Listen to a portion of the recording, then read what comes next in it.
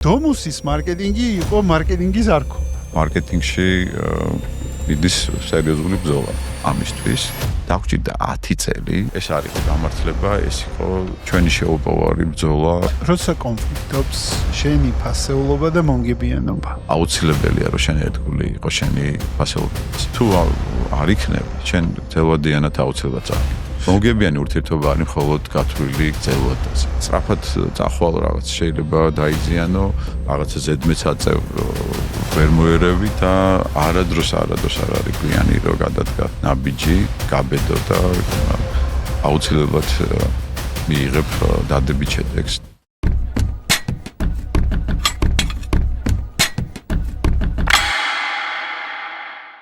გიორგი გიორგაძე, დომუსის დამფუძნებელი და მმართველი პარტნიორი. ადამიანი, რომელსაც შეუძლია გარემოს, ურბანულ სივრცესა და ბიზნეს დინამიკას შორის ხიდის აგება.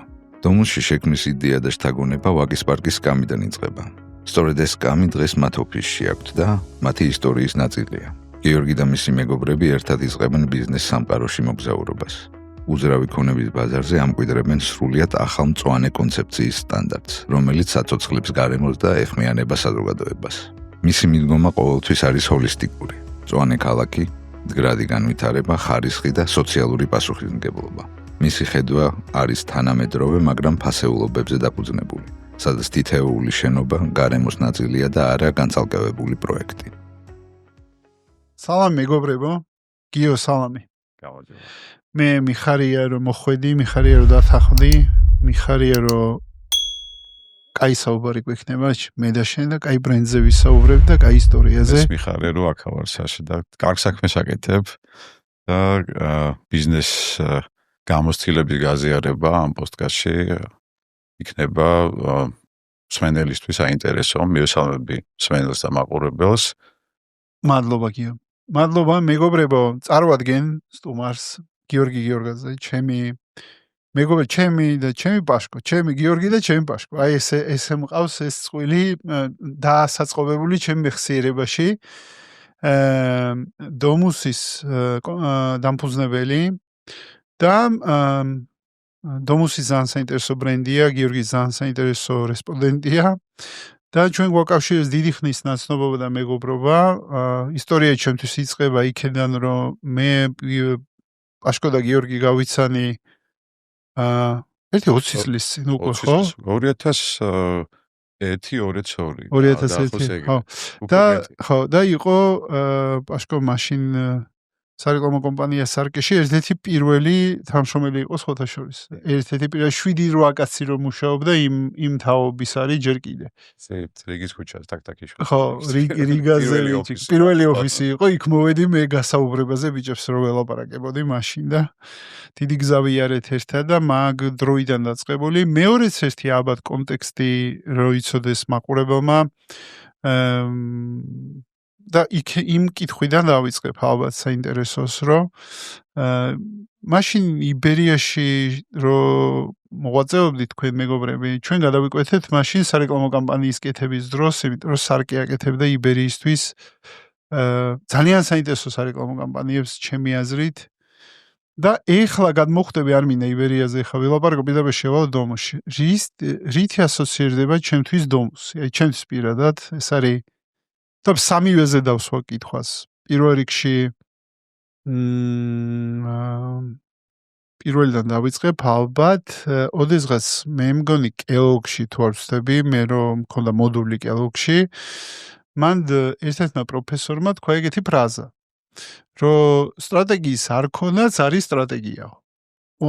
სტრატეგიის არქონა არის სტრატეგიაო და რაღაც მაგ მომენტში რაღაცა ხო იცი, აი ბოლომდე ვერ ჩავწვდი ამ ფრაზას და მე რაღაც დრო დამჭირდა, რომ და მივხვდი, რომ არის კომპანიები, რომელიც ოპერირებენ, რომელთა სტრატეგიაც არის ტაქტიკაზე დაფუძნებული სტრატეგია და ძალიან მალე ტაქტიკას ერგებიან და სტრატეგიის არქონაც არის სტრატეგია, მე მივხვდი რა არის. დომუსის მარკეტინგი იყო მარკეტინგის არქონა. ანუ რაღაცნაირად ეგ იყო მისი მარკეტინგი და ესეთი მარკეტინგული ფიშკა, ხო? პროდუქტში ჩავდევით რა ყველა. ხო, აი არის საინტერესო, ხო? სწორედ ტაქტიკა. ხო, აი ახლა მინდა მაგაში ჩაგეკითხო, იმიტომ საინტერესო, საერთოდ დეველოპერული სფერო ზოგადად არის ძალიან საინტერესო და ისტორიასაც მოგიყვები, ეხა მოვყვები შემოშეს მოგიყვები და მაყურებელსაც სად ვარ, რა ოფიში ვარ და მე რა ისტორია მაკავშირებს ამ ადგილთან, მაგრამ სანამ ამაზე გადავალ, მაინტერესებს, საიდან მოვიდა ეს იდეა, რომ ვაკეთოთ მარკეტინგი, არა აგრესიულად, როგორც თელი ბაზარი, მაშინ საკმაოდ აგრესიული მარკეტინგი ქონდა დეველოპერებს და ეხლაც, რა ერთ-ერთი ალბათ ის სფერო არის, რომელიც ყვირის. მოდი ესე ვთქვი. კი, ყველაზე დიდი კონკურენცია და მარკეტინგში ძალიან დიდი ინვესტიციები იდება, აქტიურები არიან დღეს კომპანიები და ყველა ცდილობს რაღაც თავის ბენეფიტები წარმოადგინოს და სწორედ მარკეტინგში იდის სერიოზული ბრძოლა. და როგორ მოხდა ისე, რომ თქვენ გადაწყვიტეთ დომუსმა, რომ აკეთოთ აი სტრატეგიის გარეშე, როგორი იქნება მარკეტინგის გარეშე, საიდან მოვიდა ეგ იდეა, რომ ისე დაპოზიციონირდეთ ბაზარს? იცი რა არის, თავიდანვე ჩვენ გჯეროდა, რომ ისეთ პროდუქტ შევქმნით, რომ ეს ბაზრისთვის იქნებოდა უკვე სიახლე, იმიტომ თავიდანვე გავაკეთეთ რაღაც სწორი აქცენტები რა. კონცეფციაში დასაწყისში ჩვენ ჩავდევით არქიტექტურაზე, ხარისხზე და განვითარებაზე ორიენტირებული კონცეფცია, რომელიც საბოლოო ჯამში მოიტანა წარმატება და ეს თვითონ პროდუქტი, რომელიც პირველი იყო ჩვენთვის ბაგებში დავიწყეთ ეს პროექტის მშენებლობა, ყველაზე ვცდილობდით, რომ ყოფილიყო განსაკუთრებული და უნიკალური. თავიდანვე იგრძნობოდა, რომ იერსახეზე გავაკეთებდით აქცენტს და ასევე ბინდის გეგმარებაზე, ეს ვთქვათ შორის ძველი სამსახურიდან მივიღეთ ძალიან კარგი გამოცდილება არქიტექტორებთან და თავიდანვე ვცდილობდით, რომ სწორი ფუნქციონალური გეგმარება შეგვექმნა ბაზრისთვის და გვინდოდა, რომ თვითონ პროდუქტს ელაპარაკა რა და არა მარკეტინგს და არა ჩვენ. თვითონ შენობები ყოფილიყო ჩვენი მარკეტინგი და ანუ შენობა უნდა ყოფილიყო, თქვენი მარკეტინგის შენობას უნდა ეთქვა ის სტეიტმენტი, რომელიც ჩვენ ქონდა ასე ვთქვათ თავიდანვე ნაფიქრი და პირველივე აქცენტები, რადგან გავაკეთეთ ეს ხარისხზე და ძალიან რთული იყო ამ ხარისხის მაგ პერიოდში მიღება და ამას კიდევ ცალკე შევეხები. სწორი არჩევანი იყო საშა მაშინ, როდესაც დავიწყეთ გამოსtildeულ კომპანიებთან ურთიერთობა. საერთაშორისო კომპანიებთან ურთიერთობა, რომელსაც მრავალწლიანი ისტორია ჰქონდათ და ისინიც ჩვენი სტრატეგიიდან გამომდინარე, როდესაც ჩვენ მუდმივად გვინდოდა რომ უკეთეს და უკეთეს გავაკეთებინა და პროგრესირებდა კომპანია და ჩვენ თვითონ ჰქონდა დამფუძნებლეს ესეთი მიდგომა, რომ ახალი პროექტი უნდა ყოფილიყო წინამორბედზე უკეთესი. და პირველი პროექტი რო შეადარო მეორე პროექტს, რომელიც კავსაძის 3 ნომერში განახორციელეთ, არის ძალიან დიდი ნახტომი და ძალიან დიდი ცვლილებები შეტანილი. კი ვარ, წახვიდე კავსაძეზე, იმიტომ რომ შენ ახლა რაღაცნაირად ეს დალაგებული გაქვს და მე მაყურებელთან ერთად შევესწრები ქრონოლოგიურად გავყვე ყველა დეტალს თითოეული ნაბიჯის. მაგრამ პირველ რიგში შენ ახსენე, რომ თქვენ სამ რაღაცაზე გააკეთეთ აქცენტი, ხო? ეს არის არქიტექტურა, ეს იყო ხარისხი და განვითარება. ასე გავიგონე მე. განვითარება ტექნოლოგიური მიმართულებით რა დავაზუსტებ, ტექნოლოგიური მიმართულებით და მე მოგვიანებით დაგვემატა მომსახურება. იმიტომ რომ ტექნოლოგიური განვითარება არის დღეს ერთ-ერთი ჩვენი უპირატესობა. და აქ გულისხმობ განახლებად ენერგიებს, მდგრად განვითარებას, სწვანი არქიტექტურას და ასე შემდეგ. ეხლა შენ უკვე ამდენი წლის შრომის შემდეგ ლაპარაკობ, მე ვახვევ იმ წერტილში, როცა თქვენ გადაწყვეტეთ, რომ ესეთი საფუძველი ჩაგეყარათ დომუში. რამ გადაგაწყვეტინათ, რომ ეს არის ის სამი თავარი ფილარი, რაზეც აშენებდი ბიზნესს? ანუ რა მსჯელობა იყო, ან რატომ მაინდა-მაინც ეს სამი და რა სხვა? ანუ როგორ შეარჩიეთ ეს? ის რა არის, ჩვენ როდესაც ფიქრობდით, ხო, როგორ წარმოვიდგენდით ჩვენ ბრენდს ბაზარზე და მაშინ იყო დეფიციტი. რომელ წელს ხვები? 2006 წელს დავარსეთ, 2005-ში დავიწყეთ აქტიურად მუშაობა ამ საკითხზე, იმიტომ რომ სხვა ქვეყანაში მოღვაწეობდით და მე დავბრუნდით შორის ჩემი პარტნიორები არიან ბავშვობის მეგობრები და მე გავხდით უბრალოდ პარტნიორები და ეს სტერეოტიპის და იმას ვქენით რა დამავსვრით და ის მითი რომ მეგობრებს მე ბიზნესი არ აქვს ამ შემთხვევაში წარმატებული და ეკონომიკური საქმიანობას ვერ ახორციელებენ. ჩვენ ანუ ჯერ მეგობრები ვიყავით და მე გავხდით პარტნიორები და სხვა შორის ოთხივე ვართ განსხვავებულები, ერთი იურისტია, მეორე სპორტსმენი იყო, ეკონომისტი და სწორედ ამ განსხვავებულებამ მოიტანა ამ ბრენდის სწორად გამიტანება. და რამ მოგაფიქრეთ, აი მეგობრებს, რომ მოდი ბიზნესი გავაკეთოთ ერთად, ახლა თან განსხვავებული პროფილის ტიპებია. ერთად დავიწყეთ მუშაობა, ერთად სწავლობდით. რაც შორის როგორ მოხდა, იცი, თან რო არ გადავიდე მე თემიდან ამას დაუბრუნდები რატო იმას ქენით რა კონცეფციაში რა ფასეულობები შევდებით რა ანუ რა ღირებულებები ჩავდებით ბრენდში და მე როგორ ეს გამავითარეთ ეს რო დავაპაუზოთ ანუ როგორც გითხარით ერთ ეზოში ვიზრდებოდით და ჩვენ ერთმა პარტნიორმა ჩემმა მეგობრმა დაიწყო სამშენებლო კომპანიაში მუშაობა და რომელ კომპანიაში?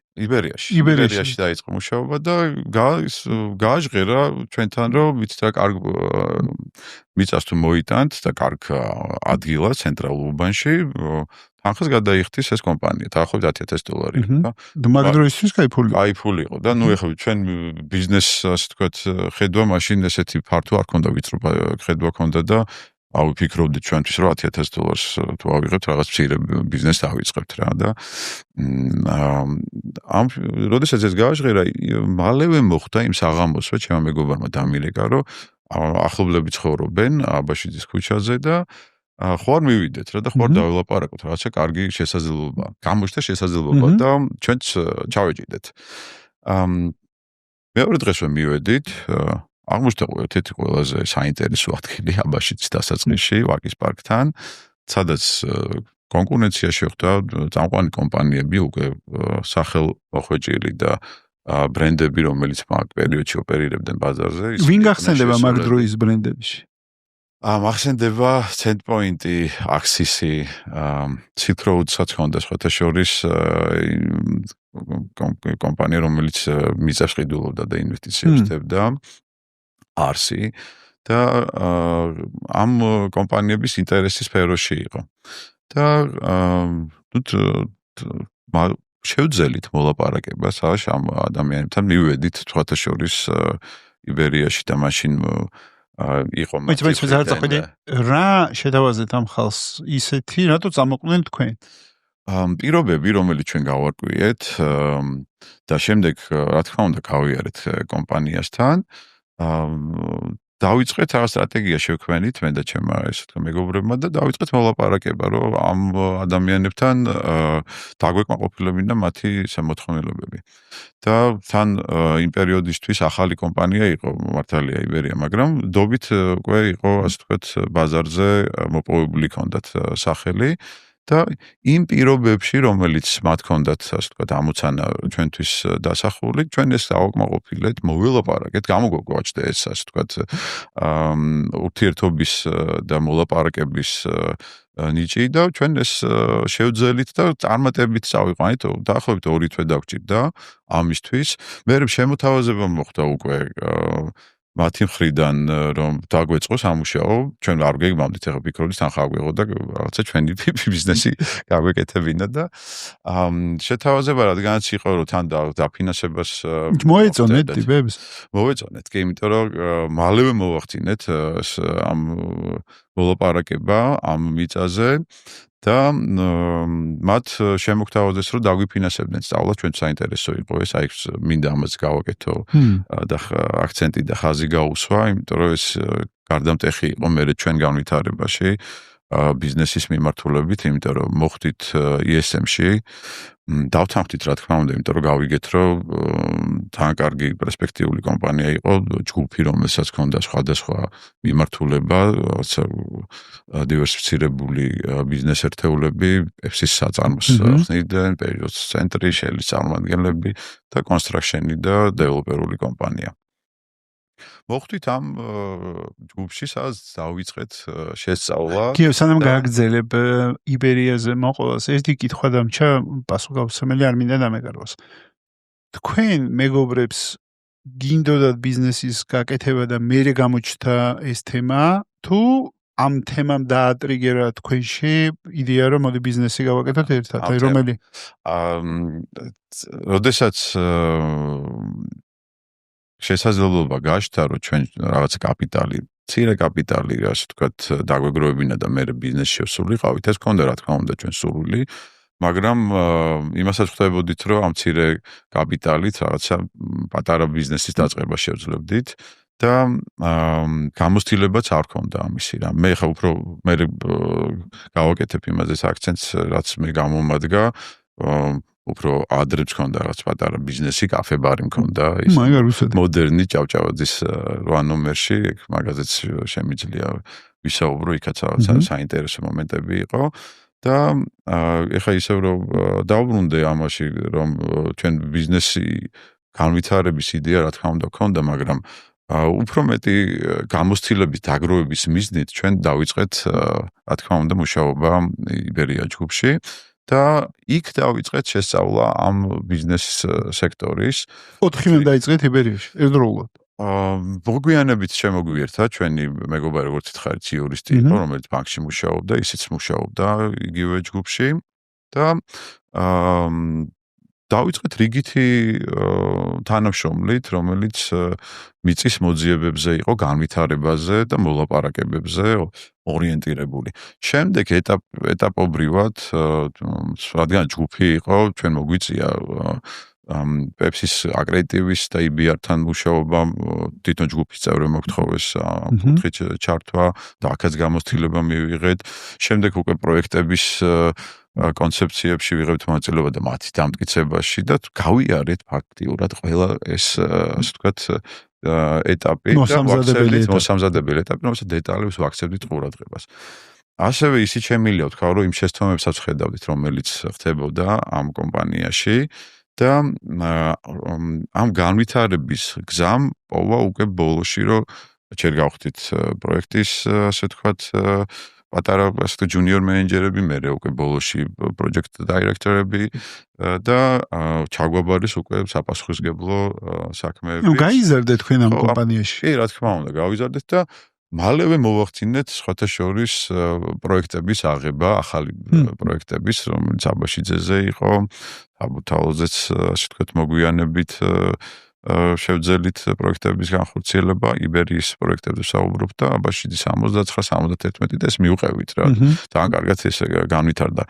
ერთ პერიოდში CEO, რომელიც გაყიდვებშიც იყო ჩართული ამ ჯგუფის, წასული იყო საზღვარგარეთ მოლაპარაკებებზე და მე მომიწია შეხება მოხმარებლებთან და კარგად გამომივიდა სეილებიც რა და ეს სხვადასხვა ასე ვთქვათ დეპარტამენტებში მუშაობით შევძელით ამ კომპეტენციის დაგროვება.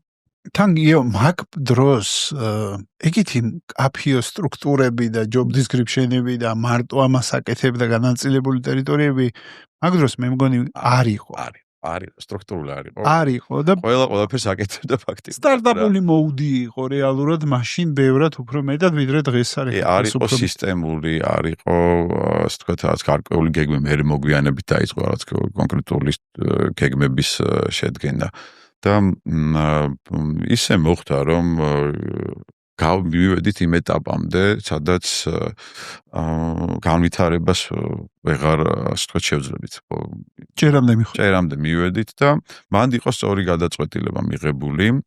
რათა შორის ძალიან ბევრი მოგცა ISM-მა, თან ISM-ის ჯერ მოსამზადებელი გავიარეთ და მე მაგისტრატურა და არაჩვეულებრივი და იბერიამ გადაიხადა ამის როლი? კი, რა თქმა უნდა გადაიხადა, მაშინ საკმაოდ ძვირი და დაახლოებით $4,800-5,000-მდე მაშინ ჩვენ ხელფასით ვერ შევძლებთ, $250 ყიდა $250 იყო ხელფასი რა და კაი ხელფასი. კი, არა, მაგ პერიოდში ძალიან კაი ხელფასი იყო 2001 წელი, 2002 წელი და შემდეგ როდესაც ამ და რა მოგცათ ISM? ISM-მა მოგცა ფართო ხედვა ბიზნესის და ასევე იქ როგორც თქვი, არაჩვეულებრივი ჯგუფელები ყავდა, რომელიც იყვნენ ტოპ მენეჯმენტში, დაემთხვა TBC-ის ტრანსფორმაციის პერიოდი, რიტეილში შესვლა, წამყვანი კომპანიების გენერალური დირექტორები იყვნენ, რომელიც თავის кейსებს გვიყვებოდნენ და ჩართული იყო ტვერსასუტი და ვიწოდით ყველანაირ, ასე თქვათ, ვისრუტავდით ინფორმაციას, რომელიც ჩვენ შეიძლება და გამოგვგონოდა მომავალში და იქვე ჯგუფელი, რომელიც ნავთობის ბიზნესში იყო, მომუშავე უბრალოდ, იდეა დაიბადა, რომ მოდი ხო არ ვცადოთ რაღაცა ბიზნესი ერთად, ოღონდ უკვე საზღვარგარეთ მეზობელ ქვეყანაში, აზერბაიჯანში და ეს რაღაც ახალი გამოწვევა იყო. სანამ აზერბაიჯანზე გადახვალ, მინდა ESM-ზე ვთქვა რა ორი სიტყვით.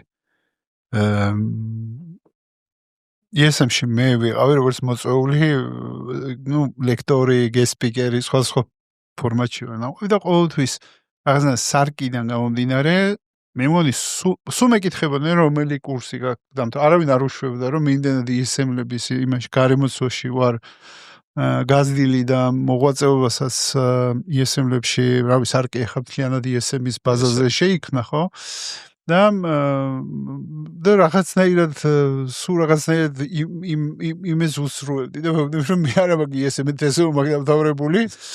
მე ბიზნესი საკმაოდ როგორ ვთქვა, მაგისტრატურა ბიზნესში 30 წლის ასაკში გავაკეთე, თორე სინამდვილეში მე იურიდიული განათლება მაქვს და თუმცა ESM-ელი ვარ, აი ეს განცდა და სულ რომ ეკითხებოდნენ რომ ESM რომელი კურსი გაქვს, ვისი კურსელი იყავი ეს თემაში, აი სულ მიწოდა რა, არ დამთავრები ეგ ინსტიტუტი თქო და შესაბამისად ალბათ ბიზნესში მაშინ ერთ-ერთი მთავარი თუ ერთადერთი მთავარი ყვებავი იყო, ალბათ ეხა ბევრი ბიზნეს სკოლა განვითარდა დღეს და dual degree-ები და სხვაგანაც სწავლობს ხალხი, მაგრამ მაშინ ESM-ი იყო როგორც ქართული ჰარვარდი, ხო? ანუ ESM-ი იყო განათლების საუნჯე, რომელმაც გამოუშვა ის მენეჯერები, რომლებმაც განავითარეს ბიზნეს სექტორი სხვადასხვა ბიზნესების და ეს იყო ადამიანური ძალიან დიდი რესურსი და ძალა და ენერგია, რომელიც ჩაიდო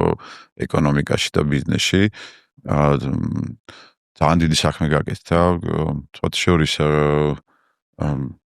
ის ლექტორები და მათი მიდგომები იმ პერიოდისთვის იყო აბსოლუტურად სიახლე кейსებზე, ხა სტანდარტები სულ სხვა იყო იქ სწავლის. кейსებში ხე აი მე დღემდე გულისწვეტ, ძალიან მინდა რომ ESM-იან რომელიმე ბიზნეს სკოლა გახდეს ამ პოდკასტის პარტნიორი. მარტო ერთი მიზნით, რომ დაიწეროს ქართული ბიზნეს кейსები. ეხლა ჩემთვის ჩემი და შენი საუბარიც არის ბიზნეს кейსი. უბრალოდ ვიდეო кейსია, სხვა ფორმატია, ხო? ანუ და ჩვენ ეხლა ბიზნესზე ვლაპარაკობ და ესე დეტალებს რო ყვები, რისთვისაც ძალიან მაგლიერი ვარ, შენს და სხვა სტუმრების მოდიან და ესე უხვად ყვებიან და ყველა ხვდებით, რომ სადღაც გაზიარება მნიშვნელოვანია. სადღაც ის რომ ჩვენ ადამიანებს ჩვენ ისტორია მოუყვეთ არა იმისთვის რომ თქვათ რომ მაგარი ტიპები ვართ, არამედ ვაინსპირიროთ ვიღაცა სხვა ვინც გვისმენს, ავი ბათუმში, თბილისში, დამწყები სტუდენტი, ვიღაცა ვინც ფიქრობს გავაკეთო, არ გავაკეთო და ეგება ჩემი და შენი ისტორია მოისმინოს ახლა ვიდეოში და შიგნით აუჩუყდეს გული რომ მეც გამომივა. აი მეც ხوار ვცადო. არა, აუცილებლად გამოვა. ერთადერთი რაც ჩვენ წარმატებაში დიდი წვლილი მიიღო, ეს არის ჩვენმა რწმენამ, შეუპოვრობამ და არადროს არ არის გვიანი რომ გადადგას ნაბიჯი, გაბედო და აუცილებლად მიიღებ დადებით შედეგს და გამოგივა, აი ყოველთვის ჩვენი სწორედ кейსი და მაგალითი არის ის, რომ ძალიან ბევრი ის ქონდა რა, გამოწვევები, როდესაც დავბრუნდით, ხო, აღარ იმას ვიზავ, გავაგრძელებ. მე ნავთობის ყვები რომ თქვენ გაყევით, ხო, იქ აზერბაიჯანში გადახვედით. გადავედით უცხო ბაზარზე, 1 მილიონი, ხო, აქ ვისწავლით და გავიგეთ ორჯერ დიდი ბაზარი არის, იქ გავაკეთეთ სლავური სახლის სადისტრიბუციო კომპანია იქაც პირველი წარუმატებლობა მოიტანა, მე წარმატება სწორედ რაღაც ავაწყეთ და მე მოხდა ისე, რომ განვითარება ვეღარ შევძელით, იმიტომ რომ ხელოვნურად მოხდა ბიზნესის, ასე ვთქვათ, შეჩერება და რამ გამოიწვია? დამინტერესდი. რამ გამოიწვია და თავიდანვე შევედით ბაზარზე სხვადასხვა პროდუქტებით, მანდ ახლა დისტრიბუციის არსი არის ის, რომ ამუშავებ რამდენიმე ასე ვთქვათ პროდუქტს და მე აბავ სხვადასხვა დამატებით პროდუქტს, რომელსაც მოაქვს პორტფოლიოს აწყობ და ავიღეთ თავიდან აფთიაქების ქსელი ჩვენ თვითონ დავდიოდით, ჩვენ თვითონ გადაგქონდა, არტაკილობდით არაფერს, მე და ჩემი პარტნიორები, პატარა გუნდი ყავდათ, და თქმა უნდა იქ ანაირად ვერ გავაკეთებდით, ნახევარი კომპანიის იყო აზერბაიჯანული ხარის, მათი კონტაქტები და შევძელით განჯაში, სუნგაიჩი და ბაქოში ამ წერტილების აღება და წარმატებით წავიდა ეს საქმიანობა. ამერიკული ბრენდის ჰქონდა, ასე ვთქვათ, დამატებული გარდა ამ სლავური ბრენდების, რომელიცაც ოპერირებდით ბაზარზე და შევიტანეთ ეს პროდუქციები. და კვლევის მიხედვით, იქ რა კვლევების ჩავატარეთ, აღმოჩნდა, რომ საკმაოდ დიდი მოხმარება ჰქონდათ საჭმლის ზეთის და პატარა მარკეტების კი ყიდულობდნენ უზარმაზარ რაოდენობას, დაახლოებით 1000 რესპონდენტი გამოკითხეთ და მოხდა უბრალოდ პოტენციური მოხმარებლები გამოკითხეთ. და კვლევის შედეგად დავიწყეთ ამ, ასე ვთქვათ, პროდუქტის მოძიება და მე შეტანა. მაგრამ ხელოვნურად მოხდა ამისი შეჩერება რა, იმიტომ რომ იქ იყო ხარე, რომელიც იყო დაინტერესებული და მონოპოლისტი იყო. ფეხი დააბიჯეს სხვაგან. სხვაგან დააბიჯეთ ფეხი და მე მოვიდა თავის სახით. მოგვიწია მე დაბრუნება, რა თქმა უნდა იქ. ანუ დათმეთ, გაყიდეთ, როგორ დაეგზიტეთ? გავყიდეთ, დავთმეთ 2005 წელს დავბრუნდით, აქ უნდა აკადემიური იზარალეთ? ვიზარალეთ, რა თქმა უნდა, ვიზარალეთ და რა იყო გაკვეთილი? აი მანდედან, აი მაგ кейსიდან რა დასკვნა გამოიტანეთ, რა გაკვეთილი გამოიტანეთ, გიო? გაკვეთილი პირველი ის გამოვიტანეთ, რომ ბიზნესი, რომელიც ჩვენ დავგეგმეთ, იმ გარემოში, სადაც სახელმწიფოს აქვს მეტი გავლენა და არ არის თავისუფლება ბიზნესის, მიუხედავად იმისა, რომ საკმაოდ დიდი ბაზარი იყო და მიმზიდველი და შესაძლებლობები იყო ძალიან დიდი, სწორედ ამ ფაქტორის გამო მონოპოლისტური სისტემა მუშაობდა.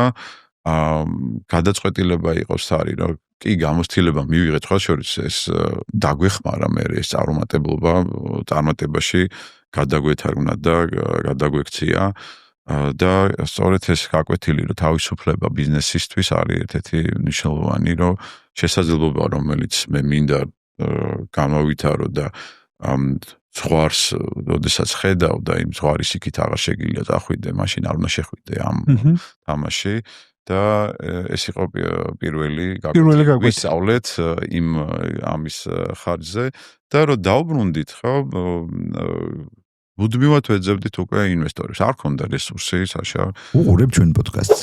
არ დაგავიწყდეს, გამოიწერე არხი, დაალაიქე, დაგვიტოვე კომენტარი და გვაჩვენე, რომ მოგწონს რასაც ვაკეთებთ. და ძალიან დიდ კომპანიებს ხვდებოდით, მინდოდა რომ ჩვენი იდეისთვის ხარდაბჭერი კომპანია ეს იდეა როდის ჩამოყალიბდა? რო დავბრუნდით რა არის, 2 წელი რო წავედით, ჩვენ მქონდა რაღაც გარკვეული მორალური მხარეც, რომ იგივე ეს ბიზნესში არ შესულიყავით, სადაც ჩვენ მუშაობდით. კარგად დაიშალეთ იბერიასთან? კი, რა თქმა უნდა, კი, კარგად დავიშალეთ. ყოველთვის გულშემატკივრობდით და ნუ დღეს სამწუხაროდ აღარ ეს კომპანია, მაგრამ ძალიან დიდი გამოცდილება მოგწონს, ისიც მადლობელი ვარ და თვითონ პარტნიორებიც, გუნდის წევრებიც ვინც იყვნენ, მათგან ძალიან ბევრი ვისწავლეთ და ეს ძალიან საინტერესო ჯგუფი იყო. სულშიც მე მინდა ამ ჯგუფიდან აბიზაცინა გამივარდა, ეხლა რა საინტერესოა, ხედავ ქვეცნობი. აუცილებლად მინდა დათო ლობჟერიას დაუძახ. დათო არის ძალიან საინტერესო რესპონდენტი იქნება ჩემი. ეხლა შენმა საუბარმა მომიტანა ეს ინსპირაცია. კარგი რესპონდენტი იქნება და დათომ შემოიყვანა პეპსი ქვეყანაში. პეპსი შემოიყვანა დათომ და დათომ სხვათა შორის მოითხოვა ჩემი და ჩემი პარტნიორის ერთ-ერთ პროექტზე, აი პეპსი როდესაც კეთებოდა, ჩვენ გვემუშაო, პირადად მუშაობდი, მაშინ ძალიან დიდი აკრედიტივი იყო 9 მილიონი ევროიანი ამ ხაზის, რომელსაც იტალიელები აძლევდნენ EBR-თან ერთად და ძალიან კარგი შესაძლებლობა მომცა, რომ ეს ამ საკითხზე მე მუშაობა და ძალიან დიდი გამოცდილება მივიღე. და თუ არის ძალიან კარგი მენეჯერი და ვებადიჟები დათოს აუცილებლად პოდკასტში რომ მოვაყოლინოთ იბერიას ამბავი. მგონია ძალიან საინტერესო იქნება. კი, საინტერესო იქნება. ეხაც რაღაც თემებს ვაკეთებს, ფიშ-მარკეტიც მაგისია და რაღაც საინტერესო. მადლობა ინსპირაციისთვის.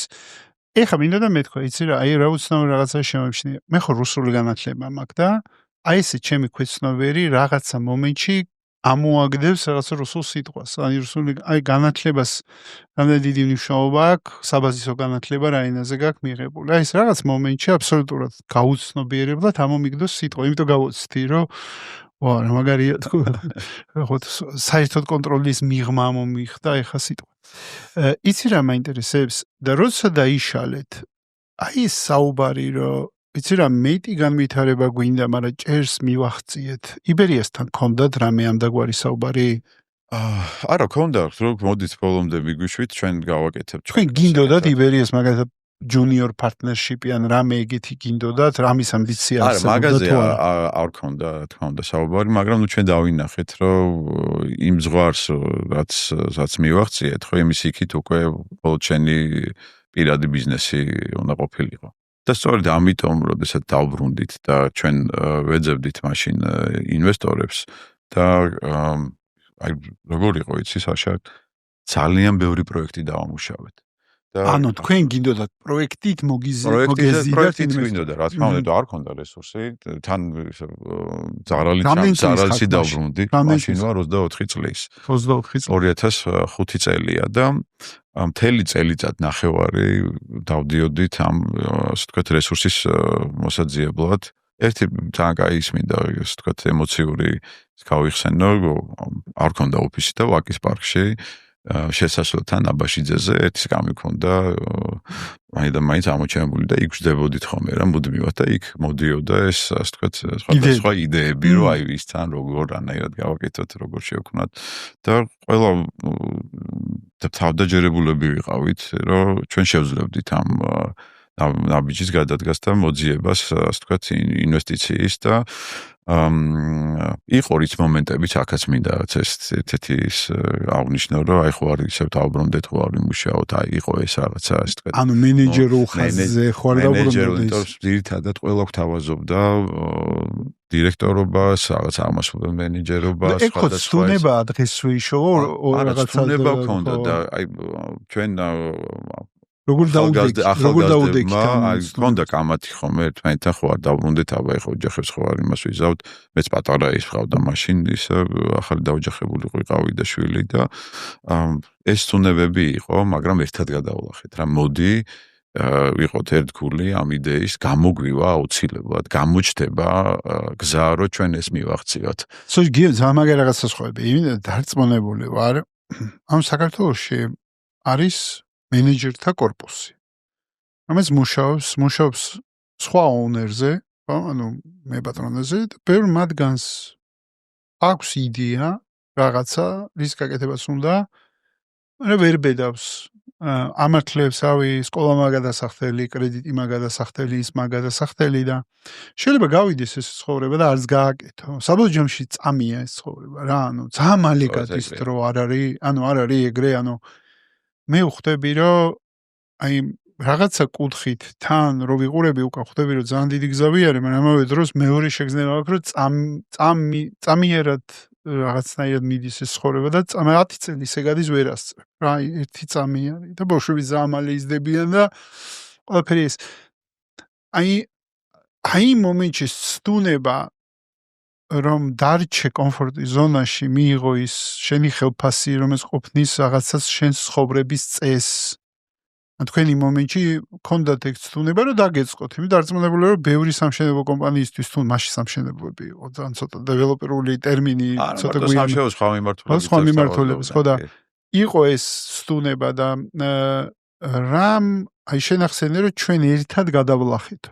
ერთად გადავლა. ხო და აი ამ ერთობა რაში იყო, ანუ გამხნევება იყო ერთმანეთის, ვიღაცა კონკრეტული თქვენ ოთხში იყო ანთებული და სხვებს ანთებდა, აი როგორი ეგრე იყო, რომ ანთებული იყო ერთ-ერთი, რომელიც ამას ასე ვთქვათ, კარგად იჭერდა რა და ვინ იყო თქვენ? ამ შემთხვევაში მე ვიყავი და კიდევ ჩემი ერთი პარტნიორი, თორე მეოთხეს მაინც ჰქონდა თავისი სამსახური და ესე გვერდიდან გვეხმარებოდა და ნუ ჩვენ ძალიან კარგად გვესმოდა ის მდგომარეობა, იმიტომ რთული იყო, რა ხა თავბრუნდით, ზარალით, რესურსი არა გვაქვს, თავაზობენ კარგ სამსახურებს, მაღალ ხელფასიან სამსახურებს და ამ დროს ჩვენ ვიღებთ გადაწყვეტილებას, რომ არა, მოდი უარი ვთქვათ ამ სამსახურებზე, ხო უკვე ვიმუშავეთ და გავაკეთოთ ჩვენი ბიზნესი. და გამოჩნდა სწორედ ამ მომენტში ერთ-ერთი კომპანია, რომელმაც გამოხატა დაინტერესება სამშენებლო კომპანია ერთ-ერთი ძალიან ესე ვთქვათ ცნობილი იმ პერიოდში და დაგვიკვეთა კვლევა დაგვიკვეთა, რაც ხშირად ხდებოდა ხოლმე მაგ პერიოდში რაც აშენებდნენ და არ იცოდნენ რა გაიგეთებინათ. და მეტრო ახმეტელთან ჰქონდათ მონოლითის 5 სართულიანი შენობა აშენებული ერთ-ერთ ძალიან კარგ ადგილას და ჩვენ გავაკეთეთ კვლევა მე და ჩემი პარტნიორებმა, დავუდეთ ძალიან კარგი ანალიზი, რა უნდა გაიგეთებინათ, როგორ უნდა დაეტვირთათ მე-3-4 სართული რო საერთოდ რო არ აშენებინათ უკეთესი იქნებოდა, მაგრამ მოუფიქრეთ, ასე ვთქვათ და შევუფუთეთ რა ტიპის ბიზნეს ერთეულები შევიდოდნენ ფოტოშოპის მაგ პერიოდში ძალიან გამიკვირდა, რომ ყველაზე მაღალი ფასი თბილისში იჯარის იყო სწორედ ამ მეტრო ახმეტელთან. წარმოიდგინე, აი მელიოთ სვადრიდით და რუსთაველს და რუსთაველზე მაღალი ფასი იყო, იმხელა ტრაფიკი არის, ხო რიდის არის დასახლება არის, რა გდანი და მუხიანი და უზარმაზარი, ასე ვთქვათ, ტრაფიკი იყო, სადაც იჯარის ფასი იყო ერთ-ერთი ყველაზე მაღალი. და სწორი ის მივეცით რა, ამით ჩვენ მოვიპოვეთ, უარი გითხრეს ბოლოს, საერთოდ გვეუბნებოდნენ ძირითადად უარს ხომე რა და ამ თავაზობდნენ ეს მუშაობას და ეს როგორი იყო უარის მიღება? აუ ძალიან რთული, ძალიან ბრაზდებოდი რა. იმიტომ ჯეროდა რომ გავაკეთებდით და ეხლა ვინც გვიყურებს ცნობილი ბიზნესმენები ალბათ მაშინ ვფიქრობ, რომ არასწორი გადაწყვეტილება მიიღეს, იმიტომ რომ ძალიან მცირე იმას ვითხოვდით ჩვენ მონაწილეობას წილობრივად რა ჩვენი მხრიდან მენეჯმენტ ფის, რასაც ვითხოვდით, ოღონდ პარტნიორები ყოფილიყავით და იგება ცოტა გავუჩერდე. ძალიან მნიშვნელოვანი რაღაცას ამბობ, რომ იგება არასწორი გადაწყვეტილება მიიღეს. ხო, შენ ალბათ იმ კუთხით ამბობ, რომ შენი გადმოსახედიდან იმათ რომ მიიღო დადებითი გადაწყვეტილება თქვენს მიმართ, თქვენ გაუმართლებდით გაუმართლებდით აუცილებლად. არა, სხვანაირად შევხედოთ. იგება ჩანაფიქრი იყო რომ თქვენი გაგიკეთებ. აი ცოტა სხვა კუთხიდან მინდა დაგანახო და მაგაზე ესე არ მიფიქრია, მაშინ მაინც ეგოისტურად ივნეულია უარს რო გეუბნებიან რა, ანუ ხა თან რო დარწმუნებული რო ხარ შე. საშ ძალიან პირდაპირ ვიცოდით ხმა რა, თუ არ დადებთ ყველა ნუ გვაწვალებთ, ჩემი პარტნიორი მეუბნებოდა, ნუ იცი ხომ ესეთი პირდაპირი, ასე ვთქვათ მოლაპარაკების დროს ამისი აღნიშნა. ყოველთვის ეგრე ამბობდი პირდაპირ? ეგეთი იყავ ისო? არა, პირდაპირ ამბობდი და ვერ ვითვენდი რა, მე დავიწყე ასე ვთქვათ, რომ როდესაც გამოცდილება დამიგროვდა ჩემი აზრებს და ემოციების კონტროლი. რომელი არის ეგ ემოცია? ბრაზი იყო, რაც პირდაპირ გაბრაზება იყო, იმიტომ რომ მე თვლიდი და ჩემი მეგობრებიც რომ გჯეროდა, ძალიან გჯეროდა ამისი, რომ ჩვენ ამას შევძლებდით. ანუ შინაგანი წმენა გვამოძრავებდა, რომ ჩვენ შევქმნით ერთ-ერთ საუკეთესო კომპანიას და ეძებდით პლატფორმას და ვეძებდი ამის პლატფორმას და არ მქონდა რესურსი და აი სწორედ ამ გზა გამოჩნდა ამ კომპანიის მხრიდან, იმიტომ რომ დაგვიყვირდნენ, რომ ვიცი რა ვერ ჩავდებთ დეველოპმენტში, ჩვენ ისევ სამშენებლო მიმართულებას მივაწვევით და თქვენ მოგცემთ კონსიგნაციის სამუშაოებს დაახლოებით $200,000 ოდენობით, რომ გაგიკეთებთ სამუშაოს და თქვენ მოიძიეთ მიწა, სადაც ჩვენ შევძლოთ ამის გაკეთებას. ნუ ეს დავიჭირეთ, ეს ერთგვარი გამარჯვება იყო, მახსოვს ეს ემოცია, რომ ეს მოვიპოვეთ და დავიწყეთ მოძებნა მიწის, ახლა ახალი ამოცანა ქონდა რა, უნდა ვიპოვო მიწა, სადაც ფულს არ ითხოვენ და უნდა ანუ შენ ყავს ინვესტორი, რომელიც შემოდის სამუშაოებით. სამუშაოებით ხოლოდ, ოღონდ არაფერს არ ვთხოვს რა, მე გაგიკეთებ სამუშაოებს და მე გადამიხადე მასალებსაც არა კონკრეტული ოდენობის სამუშაოებს, $200,000 სამუშაოებს გაგიკეთებ. და ვიპოვეთ სხვათა შორის, ძალიან მალე ვიპოვეთ, არ ვიცი როგორ მოვახერეთ ეს მოძებნა და ვიპოვეთ, მაშინ იყო ისეთი პერიოდი, საშა, როდესაც ბაზარი იყო ძალიან დატვირთული, მიდიოდა წინ, თანხებიც იზრდებოდა და ვაკის განვითარება ჰპოვა ბაგებში და ბაგების დასაწყისში ვიპოვეთ მიწა დაახლოებით 3700 კვადრატულამდე, სადაც ერთი ოჯახი ცხოვრობდა მხოლოდ. და ამ შესაძლებლობას ჩავეჭიდეთ და შევხვდით ამ ოჯახს. რა იყო ეს გამართლება იყო? როგორ არ იყო გამართლება. აბა რა იყო? ეს არ იყო გამართლება, ეს იყო ჩვენი შეუპოვარი ბრძოლა იმისთვის, რომ ეს იდეა რაც ჰქონდა დასაწყისშივე რეალიზება მოგვეხდინა და შეგვექმნა. ეს შრომა. გამართლება თვლი რომ მოდის იმ შემთხვევაში თუ შენ წინ ამიჯებს დგამ რა და ეს უკვე ისე ლაგდება რომ მე ერქმევა გამართლება, მაგრამ რეალურად ეს არის მუდმივი წინსვლა და ამ შემთხვევაში უკვე ისე ლაგდება რომ საბოლოო ჯამში ვეძახით რომ გაგვიმართლა, მაგრამ ეს არ იყო გამართლება, იმიტომ რომ ვიშრომეთ, გავაკეთეთ კვლევა, მივიღეთ რაღაც კონკრეტული ამ შემთხვევაში შედეგი და მერე დავიწყეთ ესეთი იმის მოძებნა. იქაც იგივე სიტუაცია დახვდა, საშა ძალიან დიდი კონკურენცია, 4 კომპანია შესული ამ მიწაზე მოლაპარაკების და დავიწყეთ შიგნიდან გარკვევა ვის რა ქონდა მიცემული რა. სხვათა შორის აქსისიც იყო, Cendpoint-იც რაღაც დიდ თანხასაც აძლევდნენ ამ ოჯახს გაგვიმართლა, მაგ კუთხით ერთი გამართლება შეგვიძლია დავარქვათ, რომ არ სურდათ თანხობრივი, ასე ვთქვათ, ფინანსური ასე ვთქვათ, თანხის მიღება. ანუ ერჩივნათ რომ ფართებზე ერჩივნათ. ანუ გრძელვადიან გათვლასაკეთებდა. გრძელვადიან გათვლა იყო და დავგეგებთ შეხვედრა, ხო არ ვიტყვეთ მე ვარ გიორგი, აგერ ჩემი პარტნიორები არიან კიდევ სანდრო, ალექსანდრე და პადური და ჩვენ ვართ კომპანია რა. სახელიც არ ქონდა მოფიქრებული. სახელიც არ აქვს. არა, სახელი არ აქვს. ჩვენი პარტნიორის ძმის ოფისი გამოვიყენეთ პეტრიაშვილზე, იქ შევხვდით ამ ასე ვთქვათ ოჯახს და მოვიპოვეთ თობა ამ ოჯახის რა. და რითია? ერთი რო დაპირებით, უფრო მეტი დავპირდით ფართი, მეორე გავიგეთ ემოციური ფაქტორის იყო, რომ ერთ ამ გოგონას უყვარდა ძალიან ერთ-ერთი მოდელი მანქანის პეჟოსი და ის ჩვენ შევიძინეთ და მე გადავეცით. ჯერ ცენტრი არ არის? ცენტრი იყო იბერიას და ის ვიყიდეთ და გადავეცით მას და ასევე ჩვენ მეგობარი დაგვიდგა რომ კარგი გაგებით მოისყიდეთ. ცუდი გაგებით არა. არა, კარგი ასე ვთქვათ გაგებით ეს მომენტიც ისა გამოვიყენეთ რა, რომ ვიცოდით რომ მისთვის საინტერესო იყო ეს ასე ვთქვათ საჩუქარი და ესეც დავპირდით და უფრო მეტი დავპირდით ვიდრე სხვა კომპანიები აძლევდნენ და ფათაშორის მისი არჩევანიც აღმოჩნდა სწორი რა. მე რა თქმა უნდა მადლობელი ვარ ამ ოჯახის და მათ წვრილიც არის რომ ეს კომპანია შეიქმნა, იმიტომ მათი ნდობა თუ არ იქნებოდა ჩვენ ჩვენ მაშინ ძალიან სტარტზე იყავით. ძალიან სტარტზე იყო და ძალიან რთული იყო ამ ოჯახისთვის, ალბათ თქვენი ნდობა. ამ ხელა პროექტზე გაყვე ახალგაზრდებს, რომელსაც არც კომპანია, არც სახელი, ჯერ არც რეპუტაცია, არაფერი არ აქვთ. არაფერი არ აქვს და რაღაცა ბრუნვა მოვიტანეთ ჩვენი მეგობრის ვანახეთ რომ ის აი არსებობს რაღაც კომპანია რომელიც მე ჩვენ დაგვეხმარება ფინანსური რესურსის ასე ვთქვათ მოძიებაში და საბანკო რესურსზე იყო ლაპარაკი და საბოლოო ჯამში ისე მოხდა რომ არც ეს კონსიგნაცია გამოვიყენეთ, იმიტომ რომ ძალიან ძვირი ფასი მოგწეს ტენდერი რომ მოვაწყეთ ამ სამშენებლო კომპანიამ და ერთ-ერთი ჩვენი უფროს მეგობარმა ნოტარიუსმა გვასესხა თანხა $50,000 და აი ამ თანხით დავიწყეთ ამ ბიზნესის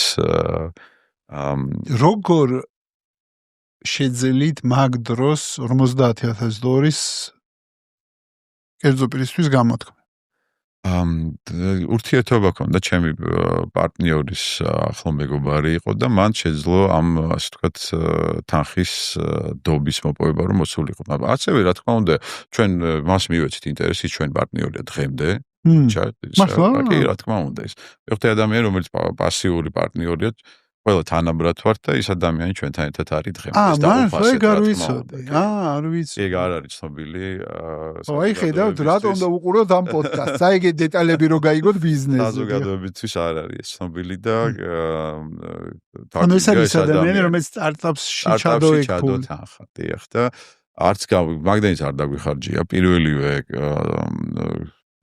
თვეში, კვარტალში გავყიდეთ უზარმაზ აი რაოდენობა პინდემის, იმიტომ რომ ძალიან სწორი პროდუქტი შექმნით და ეხლა უკვე უბრუნდები დაპაუზებულ. აი, ეხლა მოვუბრუნდი იმ წერტილს. ხარისხზე დავაკეთეთ ძალიან დიდი აქცენტი. რატო ყლევა გქონდათ? არ გქონდა, შინაგანად ჩვენთვის, ანუ ჩვენი ღირებულებები იყო აწყობილი სწორედ ამ მოთხოვნაზე, რომ ბაზარს აკლია ხარისხი. ნუ იყო იქ ასევე ის ძველი გამოცდილება სხვა კომპანიაში, როდესაც მუშაობდით, რომ დეფიციტი ჰქონდა მაღალი ხარისხის და სტანდარტების და შემდეგ უკვე განვითარებაც ამ კომპანიის ჰიბრიდული განვითარებას ვეცახე, იმიტომ რომ მოგვიწია კომპანიების გაკეთება. ვერ ვიღებდით ხარისხს აი იმ მოთხოვნებით, რომელიც ჩვენ ქონდა დაყენებული. ანუ თქვენ უხეშად რა ვთქვა, როგორც დეველოპერს ვერ შოულობდით ხარისხიან ვენდორებს.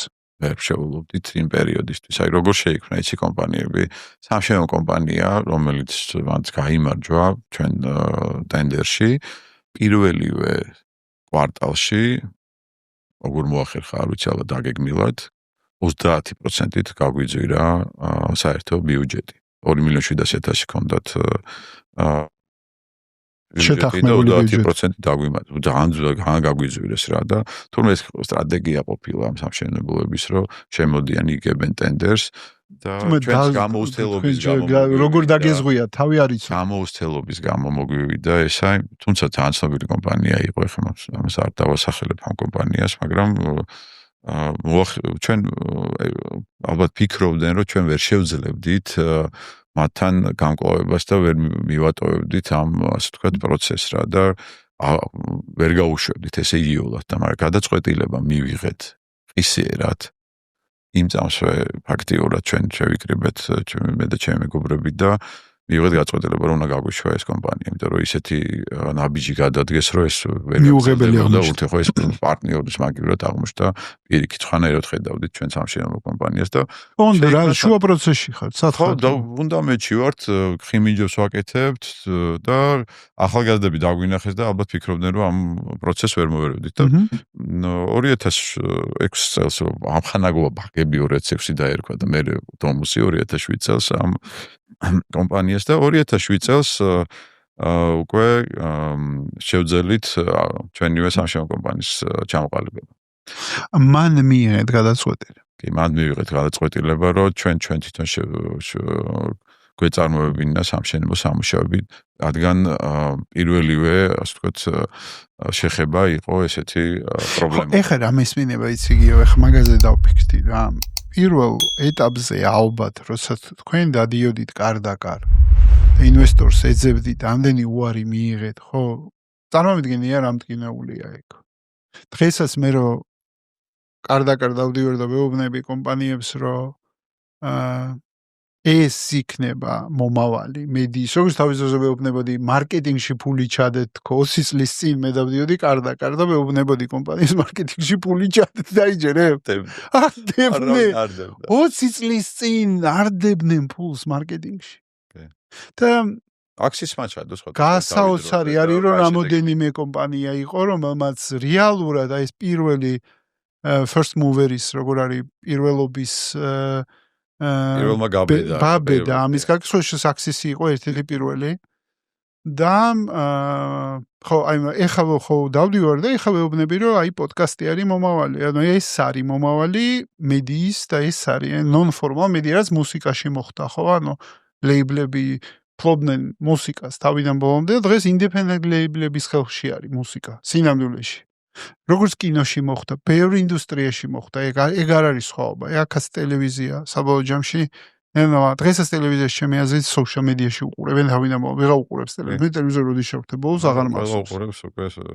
ხო, ანუ სატელევიზიო პროდუქტის მოხმარებაც ხდება დიჯიტალ და ეს პროდუქტები გახდება, იმიტომ რომ ასეთი ავტომატური სივრცე არ შეუძლია ტელევიზიას დღეს შექმნას რეალურად ჯერჯერობით. მე შეიძლება შექმნას, არ ვიცი, მაგრამ მე არა თან რა არის, აუდიტორიაც უკვე მიზნობრივი აუდიტორია გაქვს, ვისაც აინტერესებს კონკრეტული თემა და პოდკასტის სწორედ ის შესაძლებლობა არის, რომ კონკრეტული შენი, ასე ვთქვათ, ინტერესის სფერო, რაც გაქვს, ის ნახო პოდკასტის საშუალებით რა და უფრო ხარისხიანად უყურებ ამ ყველაფერს, იმიტომ რომ უფრო ცოცხალი არის, ნამდვილი არის, აქცენტები არის სწორი გაკეთებული, შეგიძლია წაიღო, ეხლა ერთ-ერთი მოტივაცია სიმართლე გითხრა აქ მოსვლის იყო ის, რომ რაც მიგნებები დავაფიქროთ აუდიტორია და მსმენელი და ვინც გვიყურებს, რომ წაიღონ ის გამოცდილება, ის მიგნებები,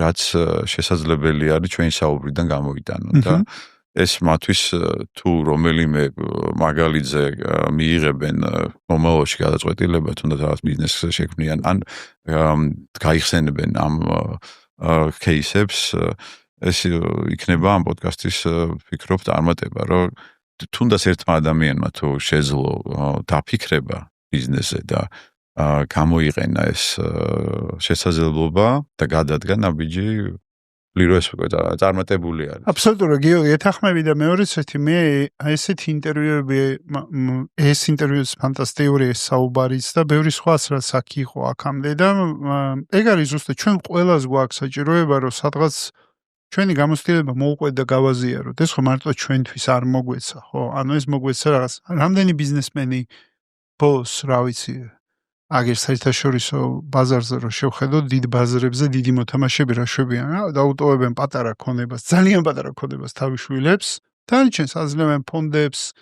ანუ საზოგადოებისთვის გაზიარება, რა მნიშვნელობა გრას აზიარა ფულს, რესურსს, ცოდნას, ბუნებრივი საჭიროება არის, რომ იმიტომ რომ ამ საზოგადოებაში გავაკეთე, გამახორციელე, ვიშოვე, შევქმენი, ეს ხო ამ საზოგადოებაში გავაკეთე.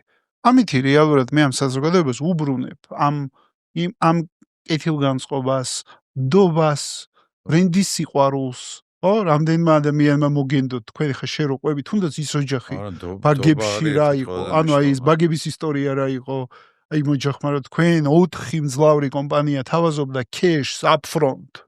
აი ხა დღეს უკვე დომუსი არის ჩემთვის გუნდი რომელსაც თავდახუჭული უნდა ენდო რა. გუნდი, რომელიც ქმნის ამ საოცარ პროექტებს, განსხვავებულ პროექტებს ბაზრისთვის და იმ კონცეფციებს, რომელზეც მუშაობენ და მათ პროფესიონალიზმს, გამოცდილებას, მათ კომპეტენციას დებენ ამ თითოეულ პროდუქტში, საბოლოოდ ის ისახება მოხმარებლის იმ სურვილების ახდენაზე, რომელიც შექმნა ამ გუნდმა. გარემო, რომელსაც ჩვენ ვქმნით, იმ გარემოში იწყებენ ბედნიერ და ჰარმონიულ ცხოვრებას. ეს არის ერთ-ერთი გასაღები წარმატების დომუსის.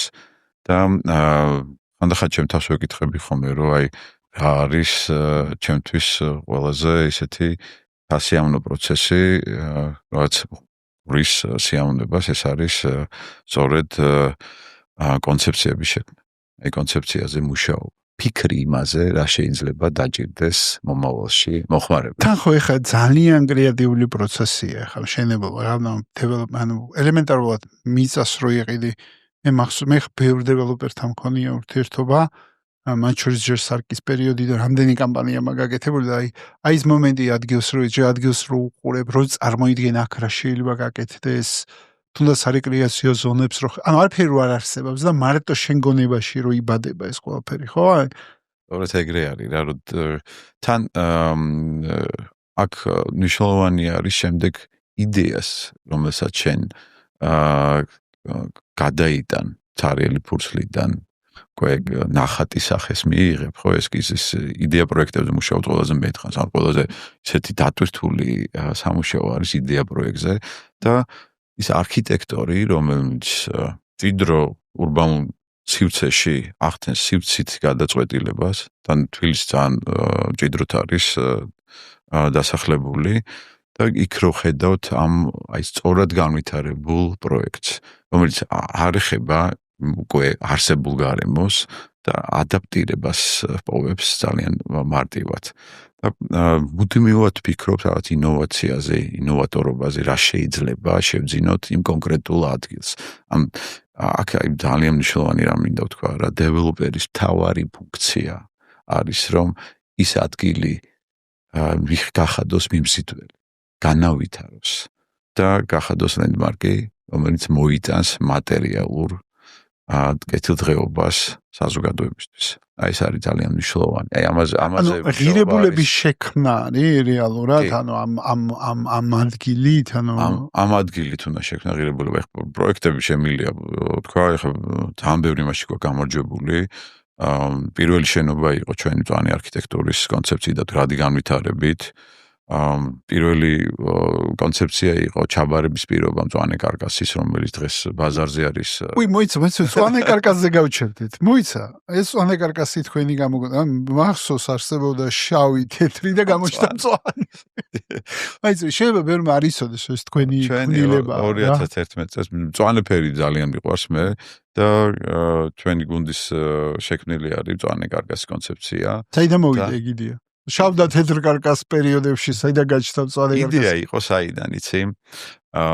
ეთყობა იმ ვაკის პარკის გარემო მოქმედა. სუმწვანე სივრცეში ვიჯექით და სუმწვანე გარემოში გვიწევდა მუშაობა იმ იდეებზე და ფიქრებზე რა გავუკეთებინა და როგორ დავინახავდით ჩვენ კომპანიას და დღეს თამამად შემილია ვთქვა საშარო გარემო სამუშაო თუ საქართველოში ბიზნეს ერთეულებში არსებობს ერთ-ერთი ყველაზე კარგი გარემო არის დომსის ჯგუფში ძალიან გავიზარდეთ და რამდენი თანამშრომელი ყავთ დღეს? მთლიანად ჯგუფში ალბათ 800-მდე. 800-მდე და 8 კომპანია არის. კიდევ სხვა მიმართულებით განვითარდით და თქვათა შორის კოვიდის პერიოდში მივიღეთ გადაწყვეტილება რაღაც დივერსიფიცირება მოხდა ბიზნესების და რამოდენიმე ფერზე დავიყავით. როგორც ხვდებით, თქვენ რთულ მომენტებში რაღაც გადაწყვეტილებებს იღებთ. აი რაღაცა სიმესმინება. ხო, რთულ პოზიციაში და რთულ ვითარებაში ხვდებით, ვიწყებთ რეაგირებას ღირსიერად და ვიწყებთ ახალი კომპანიების განვითარებას. ანუ ჩვენთვის ფოლადებით იცურდებით თქვენ. ან ფოლადის პრინციპით რა, ანუ რაღაცნაირად მოგაწვება წნევა, რაღაცა ის არის და მე ანუ დომის ალუმინიუმი, დომის კონსტრუქშენი, დომის ინჟინირინგიც იყო მე რომელიც იყო ეგეთი მომენტებიც როცა გავაკეთეთ და მე ისევ დავხურეთ დომის სერვისი, დომის ფაბრილის ჰიდრო, რომელიც მარტო ჰიდროელექტროსადგურებს აშენებს. და თურთულეს პირობებში საინჟინრო კუთხით outlet village და ნუ სხვადასხვა კიდევ ისე ვთქვათ კომპანიები რომელიც ჩვენი ჯგუფის კოლგის ქვეშ არის. ძალიან საინტერესოა ამდენი კომპანია რო განავითარეთ და სულ როგორც ხვდები რაღაც კრიტიკულ მომენტებში იღებულობთ ამ გადაწყვეტილებებს რო განავითაროთ, მაგრამ მაქვს ეგეთი კითხვა. არასოდეს არ დამდგარა კონფლიქტი მეგობრობასა და ბიზნეს შორის. ანუ აი რა კონფლიქტები დადგარა და როგორ გამოხვედით ამ კონფლიქტებიდან ისე, რომ შეძელით ბიზნესის შენარჩუნების და მეგობრობისას. სულ ქონდა აზრთა სხვაობა, მუდმივად ვკამათობდით. ეხლა თუ ვკამათობთ, ყალიბში კონფლიქტიც არის ხოლმე კონკრეტულ кейსებზე და ბიზნეს მიმართულებებზე, მაგრამ გადაწყვეტილებებში ერთიანია. ანუ ძალიან როგორ აღწევთ ამას? იცი რა არის ურთიერთპატივისცემით პირველ რიგში და ურთიერთდობით. ჩვენ დობა გვაქვს ძალიან მაღალი ერთმანეთის რა. მე ვიცი. იმიტომ ბავშვობის მეგობრები ხარ თუ სხვა მიზეზია? არა, ღირებულებები გვაქვს ერთთან. რა ღირებულებები თქვენ? აი პირადი ღირებულებები რა? პასუხისგებლობა და თავისუფალი აზროვნება. ჩვენ ვართ თავისუფალი მოაზროვნეები თითოეულ ჩვენთაგანი. ანუ მე ვცემ პატივს ჩემი პარტნიორის აზრს და ის ცემს ჩემ პატივს და ამითი ვჯელობთ და მივდივართ ჭეშმარიტებამდე. ანუ გვინდა თუნდაც როცა უთანხმოება გაქვს. როდაც როცა უთანხმოება. უამრავი შესაბამები გვაქვს დაშვებული. აი მინდა ის მაყურებელსაც უთხრა, რომ დღესაც შესაბამებს უშვებთ და ეს ნორმალურია. პროცესის თამდევია ჩვეულებრივი შესაბამების დაშვების თავი არ გავიმეოროთ და ამ შესაბამისგან ვისწავლოთ, რაც ჩვენ გამოგვადგება მომავალში. იყო პროექტები, სადაც თვლიდით, რომ არ უნდა შევსულიყავით, მაგრამ მაინც შევედით, მოიტანა რაღაც გარკვეული შემთხვევაში ზარალები, მაგრამ ეს ამან არ იქონია გავლენა იმაზე, რომ ჩვენ რაღაც ურთიერთობა გვაქვს ხანერი. არა, ერთი ბიზნესკენ მივდივართ რა. აი როგორი ის არის, აი თითქოს წვერვალისკენ მივდივართ და ყველა ერთმანეთზე ვარ ჩამულები რა. ერთი ადამიანი ალპინისტის პრინციპი. ალპინისტის პრინციპი და ვიფხრობთ რა. თავარი არ უნდა დავიფხროთ და არ ჩერდებით რა, ერთ თუ დავიფხროთ, მივდივართ მეორის დასაბრუნებლად. ჰორიზონტი არ ჩანს ჩვენთვის და ეს ჩვენ გვაბედნიერებს. და გადაწყვეტილებები, რომელიც ჩვენ მივიღეთ და ბოლოს მივიღეთ ყველაზე რთული გადაწყვეტილებები, ეს იყო სრული ტრანსფორმაცია დომოსის ჯგუფის, დეცენტრალიზება თვითონ სტრუქტურის, ამაზე ძალიან ბევრი ვიმუშავეთ, იმიტომ რომ გადაწყვეტილება მიიღო, რომ შენ გადგე გვერდზე, ამას სჭირდება სითამამე და ფიქრი იმაზე, რომ რა არის უკეთესი. მე ხა მინდა რომ მართო ისე რაღაც პროცესები ჩართული ვიყავი და ძალიან დიდ ენერგიას ვიღებდი ამით, მაგრამ რა არის კომპანიისთვის უკეთესი? რა არის კომპანიისთვის უკეთესი არის ამ მომავალი აი მომავალში და ახალგაზრდები, ახალი გუნდი, ახალი სისხლი, რომელმაც საერთოდ სხვა ფორმა მიცა და ამით უკვე ხედავთ შედეგებს და ეს ძალიან ვსწავლობთ რა, სიმართლე გითხრათ ბორდის ფორმატს ვსწავლობთ. ეხლა წელიწად ნახევარი ბორდში ვარ და მანქანდა ბორდამდე ეს ბოლო წერტილებია უკვე ხა რაც ხდება, მანქანდა ბევრი კითხვა გაიგეც. კაცმანის პოდკასტს ენერგიით ავსებს სოკარი, თქვენი ბიზნესის საწვავი. მე მინდა მომიყვე თქვენი სკამის ამბავი. ვიცი რომ არსებობს თქვენი სკამის ამბავი, უნიკალური სკამი, რომელსაც თქვენ უნიკალურად ებყრობით. შეგიძლია გამბავი მომიყვე? იმსა შემოგიყვები. ამ სკამის ისტორია სწორედ იმ პერიოდში იწყება, როდესაც ჩვენ დავდიოდით და ვეძებდით ინვესტორებს და ოფისი რა თქმა უნდა არ ქონდა ამ პერიოდში. ვაკის პარკის შესასვლელთან ერთი სკამი ქონდა, რომელზეც ჩვენ ვიკრიბებოდით და იქ განვიხილავდით ყველა საკითხებს რა იმ არაჩვეულებრივ გარემოში რა ეხლა ვაკის პარკის გამწვანებული სივრცე არის და რაღაც მაგიური ის ქონდა ის რა სკამს რომ იქ რო ვიკრიბებოდით გვეგონა რომ ჩვენ ოფისში ვიყავით რა და ეს სკამი წამოვიღეთ და ეხლა ჩვენ ოფისში გვაქვს და აწერია 2005 წელი როდესაც ჩვენ ჩვენი ოფისი იყო იმ პერიოდისთვის ეს სკამი და ემოციურად ბევრი კარგი გადაწყვეტილება, იდეა, კამათით, ბევრი სიცილით რაღაც საკითხებზე ამ სკამის შეგნით. ჯდებით ამ სკამზე კიდე? კი, ჯდებით. ჯდებით კი და სხვა შორის რომ მოდიან ჯდებიან რა, იმიტომ რომ შემოსასვლელში გვაქვს ოფისში. შემოსასვლელში, არა, მაგარია. ესეთი სკამი ძალიან საინტერესო სკამის ისტორია. იცი რა მინდა გითხო, აი იმ წერტილში, სადაც ეხლა შენ მოყევი სამი ძალიან საინტერესო წერტილი, რომ პირველი წერტილი იყო, რომ როდესაც თქვენ ბიზნესში მოსრიალდით და გადაწყვიტეთ რომ ვაკეთებთ გარემოში, ბიზნეს გარემოში, რომელიც არის თავისუფალი, არ არის რეგულირებული, არ არის კორუმპირებული, არ არის რაღაცნაირად, ეს როგორც მე მახსოვს პირველი გადაწყვეტილება იყო, რაც შემოყევი. მეორე იყო რომ თქვენ დაიწყეთ პირველი თქვენი პროექტი და პირველი პროექტზე სამშენებლო კომპანიამ გიმტყუნა და თქვენ მან გადაწყვიტეთ რომ შექმნათ სამშენებლო კომპანია და კოვიდის დროს გადაწყვიტეთ ბიზნესის დივერსიფიცირება. ანუ შემიძლია თქვა დაახლოებით რომ თქვენი DNM-ი თქვენი კომპანიის არის გამკლავება სირთულეებთან და გამოწვევებთან. ასე მესმინება მე. შეგიძლია ეს დაადასტურო ანუ არა? არა, ვადასტურებ რა. ჩვენ რეაგირებთ, როდესაც ბაზარზე ხედავთ რომ რაღაც გარკვეული გამოწვევები გვაქვს, ცვლილებები გვაქვს და პასუხი ჩვენი მხრიდან არის ახალი კომპანიების შექმნა. მე ვფიქრობ კიდევაც ეს იყოს სწორი გადაწყვეტილება თუ არ იყო გადაწყვეტილება, მაგრამ დღეს რო შევაფასოთ, ხო, ვფიქრობ რომ ეს სწორი იყო. გიო დეველოპერულ სექტორს აქვს რაღაც ერთ-ერთი მზარდი სექტორია. ზოგადად მე ვიტყვი რომ ალბათ მე როგორც მარკეტოლოგს ჩემთვის ერთ-ერთი ყველაზე მიმზიდველი, იმიტომ რომ კრეატიული სფერო. და სხვადასხვა ის ოფისი, სადაც ეხლა ვზივართ, სადაც ეს პოდკასტის ოთახია.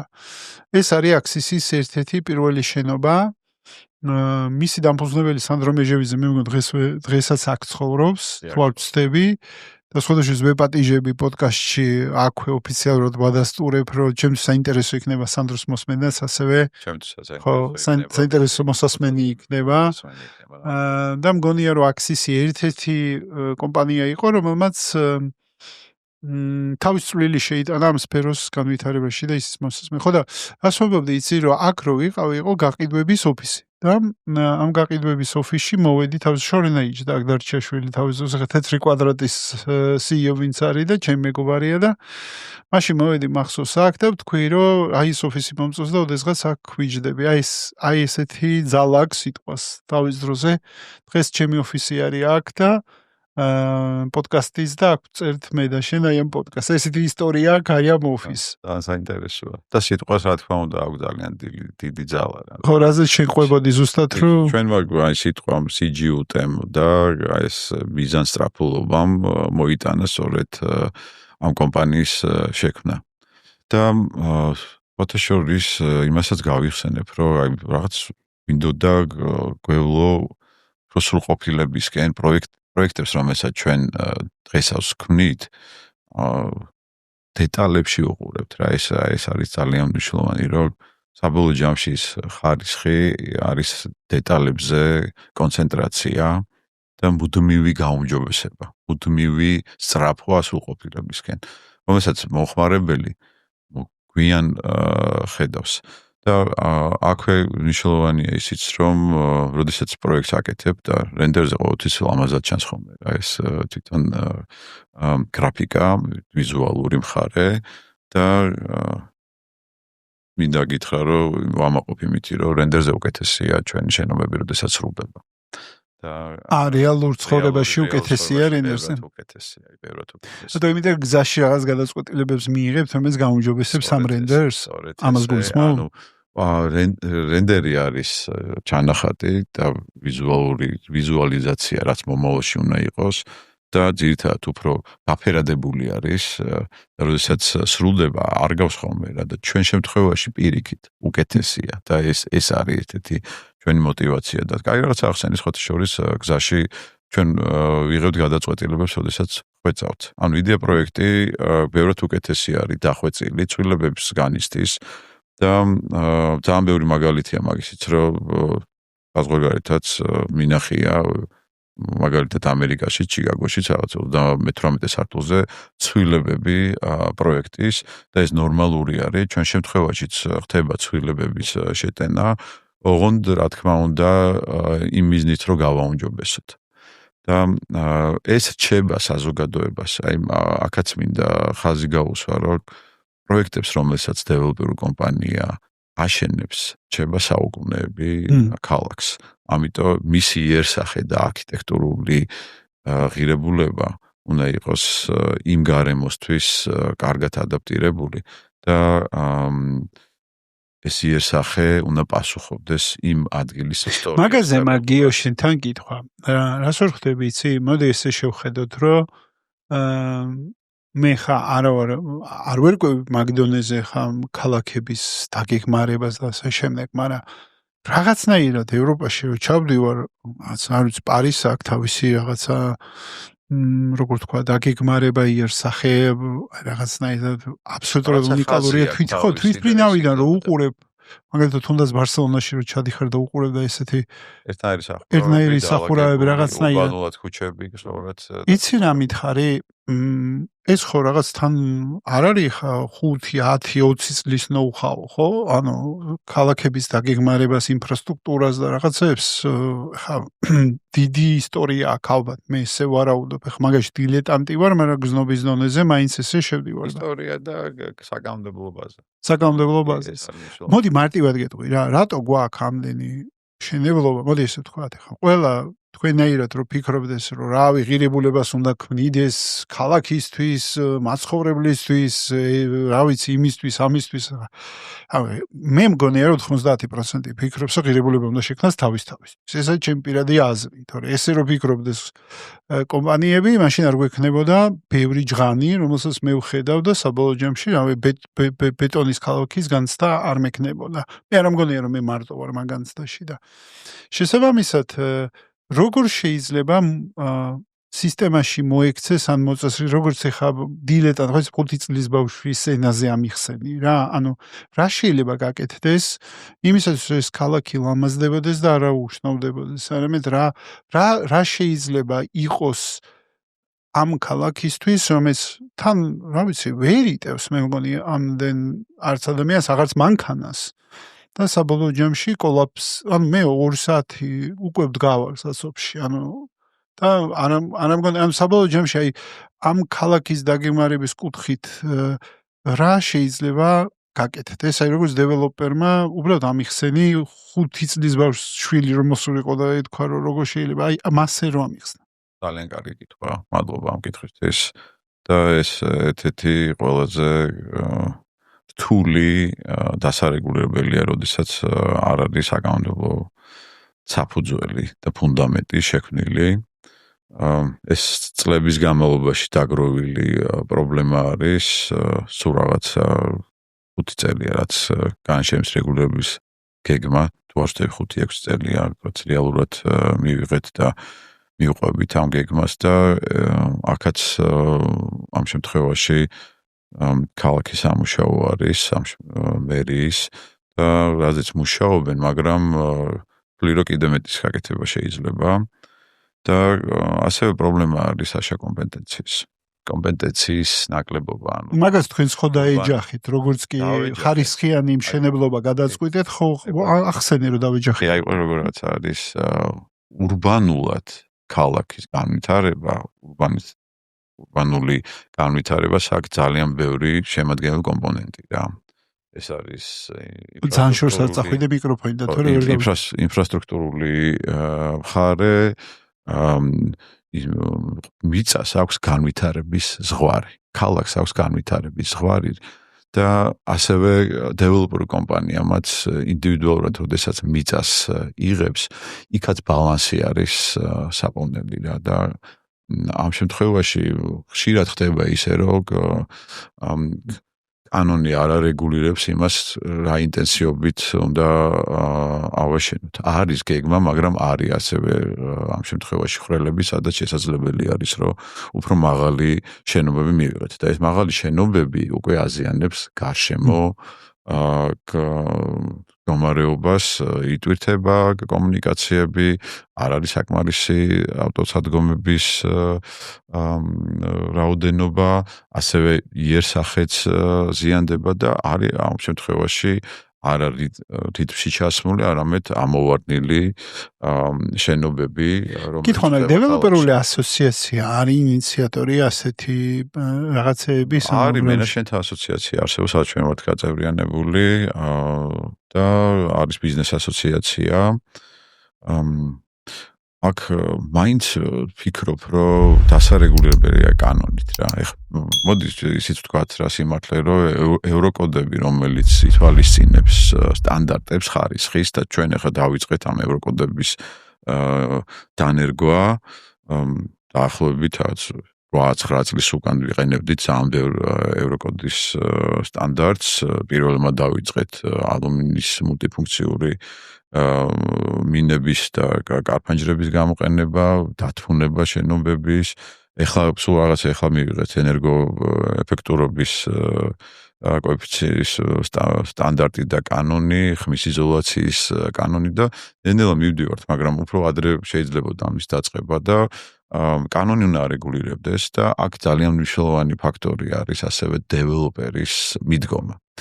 რა აქვს დეველოპერს მიზნად? მიზანი თუ არის შენ რაც ახსენე, რომ მაქსიმალური რენტაბელობა მიიღოს და მოგებაზე არის მხოლოდ ორიენტირებული და გაწევს ამ სხვა ფაქტორებს, ვიღებთ უკვე იმ შენ რაც ახსენე ბეტონის დიდ მასებს, რომელიც არის მხოლოდ გათვლილი კერძო კომპანიის ინტერესებზე და ჩვენთვის ანუ მნიშვნელოვანი არის რომ იმ კონკრეტულ მიწას ისე გავიმეორებ რომ აქვს განვითარების ზღვარი. აი მეც განავითარებ და აზიანებ, ნაკლებს განავითარებ, ეკონომიკური მოგება აღარ იქნება საინტერესო რა.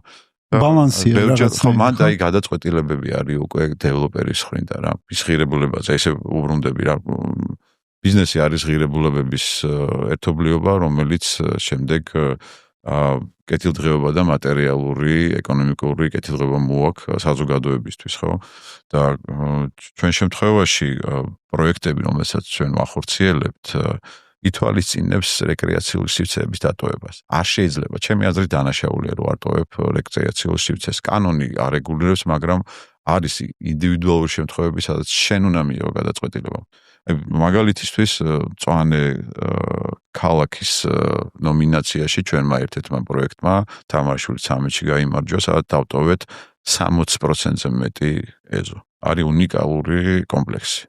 იპოდრომი 1, 2 და 3 და უზარმაზარი ტერიტორია გვაქვს დატოვებული ამ ლანდშაფტისთვის, რეკრეაციისთვის, სადაც ბავშვები იზრდებიან და ძალიან კარგი გარემო არის ჯანსაღი იმ ადამიანებისთვის, ვინც იქ სტუმრობენ და ცხოვრობენ. ამაზე ფიქრი, ხო, ჩვენ შეგვეძლო, აი მაგალითისთვის აგვეშენებინა ორჯერ მეტი მოცულობა, ან დაგვეტვირთვა ის რეკრეაციული სივრცეების სხვა ეკონომიკური მიზნებისთვის და პროექტები ჩაგვესვა. მაგრამ აქ ღირებულებებზეა რა და ეს ღირებულებები ერთგული უნდა იყო და ბალანსის პოვნა ამაში ხო არის ერთ-ერთი გადამწყვეტი. ან ბალანსი უნდა იპოვო შენ. ან რა თქმა უნდა, კომპანიას აქვს თავისი რენტაბელურობა და მოგებიანობის ეკონომიკური მაჩვენებლები, რომელსაც როცა კონფლიქტობს შენი ფასეულობა და მომგებიანობა. აქ უნდა ფასეულობა აჯობს, იმიტომ რომ გრძელვადიანად რა, როდესაც შენ აშენებ პარტიულ ურთიერთობას შენ მოხმარებლებთან, ურთიერთმომგებიან ურთიერთობას, აუცილებელია რომ შენ ერთგული იყო შენი ფასეულობების. თუ არ იქნები, შენ გრძელვადიანად აუცილებლად წააგებ რა. მომგებიანი ურთიერთობა არის მხოლოდ გათვლილი გრძელვადაზე და არა მოკლეზე. მოკლევადიანი ბიზნესები მალევე იკეტება და მალევე ვერ პოვებს განვითარებას ბაზარზე და სექტორში, თუ მას არ აქვს დაგეგმილი გრძელვადიანი ხედვა. ფანტასტიკურია, გიო, აბსოლუტურად 100% გეთანხმები. ძალიან შემეხმიანა, რომ ეს მომგებიანობა არის გრძელვადაში. აუცილებლად. მოკლევადაში. უძრავ-ქონებაში და სხვა ბიზნესებში ფაქტიურად რა. აი მინდა ასევე შევეხო, ჩვენ როდესაც თანმიმდევრ ბალანსს რატომ ამბობ რა, ეხლა ცხოვრებას როგორ არის, რომ ბიზნესს არ ვითარებ, ან შენ წინ მიდიხარ, მნიშვნელოვანია რომ წინ მიდიოდე, მაგრამ ბალანსს ინარჩუნებდე რა. სწრაფად წახვალ რაღაც შეიძლება დაიზიანო, რაღაცა ზედმეტს აწევ ვერ მოერევი და აი ამ ბალანსის პოვნა არის ერთ-ერთი გასაღები იმისი, რომ შენ თანმიმდევრულად განვითარდე. ჩვენ მქონდა ეგ პრობლემები, რომ არ განვითარდით რა თანმიმდევრულად და რაღაც ჰიბრიდულად მოგვიწია რაღაცებს ზედმეტი წონის აწევა. და ჰიბრიდოს მაგას ეძახი ჰიბრიდს მაგას ეძახი რომ იმიტომ ისიც მოგვიწია სამშენებლოს კარ-პანჯრების კი ვაქციეთ ის ბიზნესებად მაგრამ იძულებითი იყო და არა თავიდანვე ქონდა იდეა რომ ყოფილიყო დასავლური სტანდარტების და ძირითადად აუთსორსზე გატანილი ყოფილიყო სამშენებლოც ეხლა უცხოეთში სეილებით გატანილია გაყიდვებით რა და ძირითადი კონცენტრაცია არის პროექტის განვითარებაზე, პროდუქტის შექმნაზე არის დეველოპერი კომპანია პასუხისმგებელი დანარჩენი არის ძირითადად გატანილი და ის კომპანიებთან არეგულირებენ და მისი ფიქრი არის ამ იდეა პროექტის განვითარებაზე. და ის რო დავბრუნდე ახლა ამ მწვანე არქიტექტურის და მდგრადი განვითარების ხაზს, მნიშვნელოვანი იყო რომ ჩვენ მომზადებულიყავით ამისთვის დაგვჭირდა 10 წელი 2006-დან 2016-მდე რომ მე შეგვეძლო ამ პროექტების წამოწყება და ამისთვის საჭირო იყო სერვისის შექმნა. შენ თუ არ ქმნის სერვისს და არული იმ პროექტებს რომელსაც ქმნი ეს არის უკვე აი დაკარგული ინვესტიცია. ჩვენ ხო დასაწყისში თქვით რომ ჩვენ ფულს ვდებდით არა მარკეტინგში, არამედ პროექტებში. საკმაოდ დიდი რესურსი არის ჩადებული ამაში, რითაც გამოირჩევა ჩვენი რეალური პროექტი პროექტები. არის ცოცხალი ბილბორდი, ასე რომ შეხედოთ ცოტა ხანი, იმიტომ რომ ისედაც უზარმაზარი არის და უზარმაზარი ბილბორდია, პლუს ყავს რაღაც არ ვიცი 100-200 მოსახლე, რომელიც მოდი ესე ვთქვათ, გინდა არ გინდა opinion leader-ია ამ ქვეყანაში, იმიტომ რომ ახლა დომუსის ფინანს ვერ გაწუდება ახლა ბევრი, მოდი ესე ვთქვათ, რაღაცა ფენა არის კონკრეტული, რომელსაც შესაძლომი არის დომუსის პროექტები. და ის ხალხიც თუ კმაყოფილი არის ილაპარაკებს შენზე რა ანუ საბოლოო ჯამში ხო რაღაცნაირი ისე არა, რა თქმა უნდა რომ ილაპარაკებს და სულ ამბობ ხოლმე ამას რომ ჩვენი თავარი მონაპოვარი და განძი და სიმდიდრე დომუსის არის გუნდი რომელიც ქმნის ამ არჩეულებრივ პროექტებს და ადამიანები რომლებიც ცხოვრობენ ამ პროექტებში. ეს არის ყველაზე მთავარი, ასე ვთქვათ, განძი და სიმდიდრე და ამას თუ არ მოუარე და არ შეთავაზე ისე უბრუნდები ამ სერვისის ნაწილს, ანუ აუცილებელია რა, რომ ადამიანმა თუ იცხოვრო კომფორტში, უნდა კონდეს ეს მომსახურებები. გიო, კითხვა მაქვს. უკმაყოფილო კლიენტს ვინ ელაპარაკება? უკმაყოფილო კლიენტს ესაუბრება სპეციალურად კლიენტთან ურთიერთობის მენეჯერი. თუ საჭირო არის, პირადად მეც ვესაუბრები. ანუ არის როგორც ჩვენთან ბარიერი იმისი რომ მე როგორ არჩევ ტიპებს, რომელსაც შენ დაელაპარაკებ? პრობლემების მიხედვით. არის პრობლემები, რომელიც არის გადაჭრადი მენეჯერების მხრიდან და არის პრობლემები, რომელიც უმჯობესია, რომ პირველ პირში ესაუბრო. თუმცა ეს განხილვის საგანია, რამდენად ის არის სწორი და მოხმარებლისთვის მისაღები, მაგრამ მოხმარებელს უჩვენია, რომ ესაუბროს იმ კომპანიის დამფუძნებელს, რომელიც არის პასუხისმგებელი. რა თქმა უნდა, ну, უბრალოდ ყველას ვერ დაელაპარაკები ალბათ საბოლოო ჯამში. ყველას რა თქმა უნდა არა, მაგრამ არის შემთხვევები, როდესაც ჩვენ თვითონაც ვესაუბრობთ. არ არის ეგ ჩვენთვის ბარი. ერთ-ერთი თემა, რომელიც დომუსს მახსენდება მწვანე კარკასის გარდა, არის რაღაცა მომენტები არის ჩემ მეხსიერებაში ამ ბრენდზე მიმული და ეს არის არ ვიცი მწვანე კარკასი რაღაცა რეკლამის გარეშე ჩემი ტაგლაინები მაქვს თქვენზე და მესამე არის საათი. საათი, ხო, საათი, რომელიც გიგიდიათ ყველა ამ პროექტზე ელექტროსაათი, რომელიც ითვლის ალბათ დასრულების დროს, ხო? ანუ როგორც ხვდები ეგ არის, ხო? თუ ჩაბარების დროს. საიდან გაჩნდა საერთოდ ეგ საათი? ეგ იდეა გაჩნდა საგარეო ვალი ამერიკის რო გამოაქვეყნეს საათის მასზე რა, სხვათა შორის ტაიმერზე, სადაც ჩანდა Times Square-ზე იყო გამოკიდული, რომ როგორ იჯდებოდა საგარეო ვალი ამერიკის შეერთებულ შტატების. ჩვენ პირიქით ავიღეთ ეს countdown გავაკეთეთ, დრო პირიქით წამოსულიყო და ეს იმ პერიოდში იყო ჩვენი მხრიდან მესიჯი, რომ ჩვენ ვარ ძლიერი კომპანია, არ გვეჩვენია განსაზღვროთ ვადები და ამითი მარკეტინგულადაც ვიქცევდით ყურადღებას. თუმცა კოვიდის მერე მოხდა სამწუხაროდ ისეთი სიტუაცია, როდესაც დავაგვიანეთ პროექტები, ეს ღიად მინდა ვთქვა, მაგრამ გავუმკლავდით და მივიყვანეთ ბოლომდე. მან რა ისწავლეთ ამ დაგვიანებებში? სწორედ ის, რომ ტრანსფორმაციამდე მივედით და მოვახდინეთ დეცენტრალიზება კომპანიების. მოყევით ცოტა მეტი მაგას.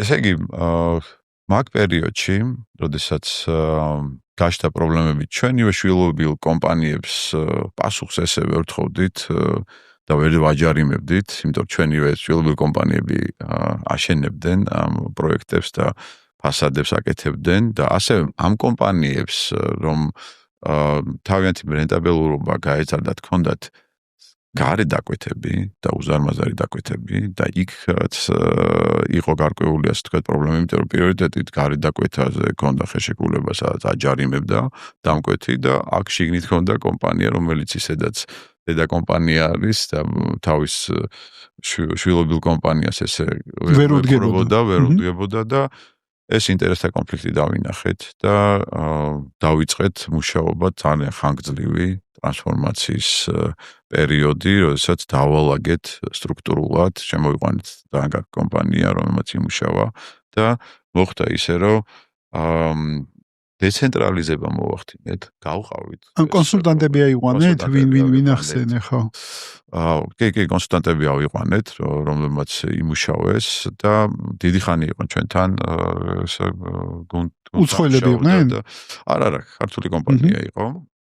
გავუსტილი კომპანია და ძალიან კარგად იმუშავა, რომელიც მოგვეხმარა მე სტრუქტურის ჩამოყალიბებაში, გუნდის მოძიებაში, ახალი ტოპ მენეჯმენტის მოყვანაში, შემდეგ ამ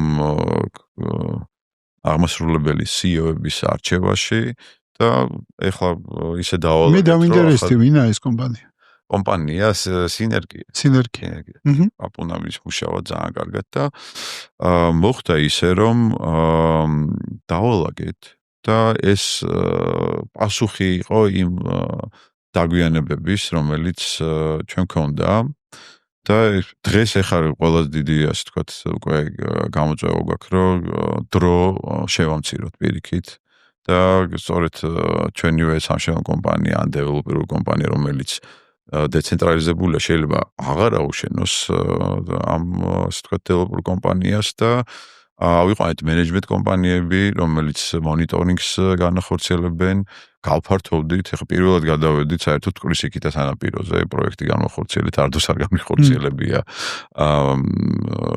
მეორე მხარეს, ძირითადად მარჯვენა მხარეს ვითარდებოდით და ახლა მარცხენა მხარესაც ვითარდებით და ახალი პროექტები წამოვიწყეთ, ახალი ინვესტიციები მოვიზიდეთ, ძალიან დიდ მოცულობაზე გავედით, ახლა რომელიც ბაზარზე გამოვიტანეთ პროდუქტები და ახალი პროექტები, რომელიც კიდევ გამოვა და აი ამ განვითარების ხას მიყვებით რა და ამ სწორმა ტრანსფორმაციამ ვფიქრობ აუცილებლად მოიტანს შედეგებს, დადებით შედეგებს. თუმცა ძალიან რთული იყო რა მე ამაზეც ვისაუბრე რომ მენეჯმენტმა გადაწყვიტოს არის პარტნიორი პასიური და არიან პარტნიორები რომელიც არიან აქტიურები და ჩართულები არიან თავიდან ბოლომდე მართვაში თან მქონდა რაც ჰორიზონტალური რაც ინჟინერინგის მართლობის სტილი არა ვერტიკალური და ეხლა გადავედით ბორდის ფორმატზე. ანუ შენ როდესაც აქტიური მენეჯერი ხარ და ქმნი გარკვეულ კონტრიბუციას შეგაქვს შენ საქმიანობაში და ხარ დეტალებში ჩართული ძალიან რთულია მე თვითონ რომ გამოხვიდე ამ მდგომარეობიდან და რამ გადაგაწყვეტინათ ეს გამოსვლა იმ პრობლემებმა რომელიც წამოვიდა თქვენ დაინახეთ რომ ამ პრობლემის ბოთლნეკი ხართ თქვენ ხართ ამაში არის ეს კი არის რატო იცი ჩვენ მივიყვანეთ გარკვეულ ეტაპამდე ეს კომპანია და დავინახეთ ის რომ ახალი სისხლი არის საჭირო ამ კომპანიისთვის რა ეს აი ამის გადაწყვეტილების მიღება არის მნიშვნელოვანი ძალიან ბევრი კომპანიაში ჩემი აზრით გია ქართულ კომპანიებში ეგ მნიშვნელოვანი გადაწყვეტილება რომელსაც შენ ხა აჟღერებ ჩვენ დავინახეთ რომ მივიყვანეთ კომპანია რაღაცა ეტაპამდე და მივხვდით რომ სხვისი წასაყვანია ეს კომპანია წინ სხვა ხედვას შეიძლება ახლებურს ახალ სისხლს ახალ ხედვას ახალ ენერგიას თუნდაც ეს მომენტი მე ძალიან ძნელია გიო აი ეგეც მაინტერესებს ხო დაარწმუნებული რომ ბევრი ინტერპრენიორი გვისმენს ხო რომელიც აი ეს ბავშვი ზარდა და რაღაცა მომენტში შენი ან ინტუიცია ან გარედან კონსულტანტი რამნიშნულობა გეუბნება რომ გასაშვებია ეშველი ხელიდან აი რა არის ამ წერტილში რა ხდება ამ წერტილში როდესაც შენ თავს ებრძვი რა შენ ეგოს ებრძვი და აქ ისე მივდივართ თავარ ღირებულებამდე რა ანუ რა არის უკეთესი კომპანიისთვის რა არის უკეთესი შენი გუნდის წევრებისთვის იმ ადამიანებისთვის რომელიც მუშაობენ ამდენი წელია შენთან ერთად და ამ ღირებულებიდან გამოდიხარ რომ მე უნდა დავთმო ეს მე უნდა ვაჯობო ჩემ თავს ძალიან რთულია დამიჯერეთ ეს არ არის მარტივი იმიტომ მუდმივად ჩართული ხარ და გაქვს ეს გამოწვევები გინდა მეტი გააკეთო მაგრამ ხვდები რომ ეს გადაწყვეტილება უკეთესი იქნება შენთვის და შენი კომპანიისთვის აი ეს არის მნიშვნელოვანი და ამის მიხვედრას დრო ჭირდება ერთი და ფიქრი ჭირდება. ცეგი, ეხა მოდის ეტაპი, თქვენ მიუხედავად ამისა, ჩემი აზრით არ ვარდებით ამ კატეგორიაში ასაკიდან გამომდინარე, მაგრამ პირველი თაობა ქართული ბიზნესის მიდის, მიყავს თავის კომპანიებსთან და თვითონაც ასაკიდან და შესაძლებლობიდან გამომდინარე მიდიან უკვე, რა ვიცი, როგორ თქვა, ცხოვრებით კბობის ეტაპს ვეძახი, მე ამას სვარ ვეძახი პენსიონერობას და რა. თქობა რა, ანუ ხო შექმენი და რაღაცნაირად აი მეხმიანება, რომ თქვენ საინტერესო იყო ჩემთვის, რომ თქვენ ამ ეტაპამდე მიხვედით, მიუხედავად იმისა, რომ საკმაოდ ახალგაზრდები ხართ ჯერ კიდე. ანუ ასაკით ხარ? ასაკით ახალგაზრდები არა ვარ ბორდისთვის, სიმართლე გითხრა, არც ვიცით ამ ბორდის ფორმატით მუშაობა. გვიჭირს რა, იმიტომ რომ მაგის გამოცდილება არ გვაქვს, მაგის კომპეტენცია არ გვაქვს და ჩვენ ვსწავლობთ. ერთი პლუსი აქვს, რომ საინტერესოა, ეხლა სწავლის პროცესში ვართ, როგორ უნდა იმუშაოს ბორდმა და რა გადაწყვეტილებები უნდა მიიღოს და როგორი სტრატეგიული გადაწყვეტილებები. ანუ ეხლა სწავლობთ თქვენ გაწერილი, ანუ executive board-ია თუ supervisory board-ია, ამის exploration-ში ხართ ეხლა? ანუ ეძებთ ამ მოდელს? ამ მოდელს ვეძებთ და მუშაობთ უკვე ამ გარკვეული ასე ვთქვათ ბორდის ფორმატით და სხვა შორის რაღაც ახსენე რა კბობა და ეტაპი, როდესაც შენ მეტი დრო რჩება, თავიდან ძალიან გამიჭირდა, იმიტომ რომ დრო ბევრი მქონდა. გამოგიჩნდა დრო, არის ცოტი რა უნდა უყო ამ დროს არის. დრო გამომიჩნდა და ჰობი რომელიც მე მაქვს და წლებია ჩოგურს თამაშობ და ჩემთვის რაღაც ფედერაციის თავმჯდომარეს ხო თუ რაღაც აქვე? ყველაზე ერთ-ერთი ძველი კლუბის მუხის ფოთოლის პრეზიდენტი ვარ, 1995 წლიდან არის ვაკის პარკში და კლუბურ იმას ვალვითარებთ, აქტიურად ვარ ჩართული ჯოგურში და ძალიან მაინტერესებს და მაქვს რაღაც გეგმები, რომელსაც აუცილებლად განახორციელებ. და სხვათა შორის ახლა მაისში 44 ასაკში დავდექი პირველ ნომრად წყვილებში რეიტინგი გავაკეთეთ. ჩაუშვით ვებგვერდი და ათეულში მოვხდი ერთეულებში და პირველ ნომერი ვარ წყვილებში, რითაც ვამაყობ ძალიან დიდი შრომა გავწიეთ მეც და ჩემმა მწვრთნელებმა და სხვათა შორის ტურნირებზეც ვიღებდით მონაწილეობას, იქაც ჰქონდა შედეგები და ძალიან რთული ყოფილა სპორტსმენობა, ძალიან. ანუ ხომ მოყვარული ჩოგბურთელიო, მაგრამ ვფლირო ერთ-ერთი ყველაზე რთული პროფესია საშა სპორტსმენობა.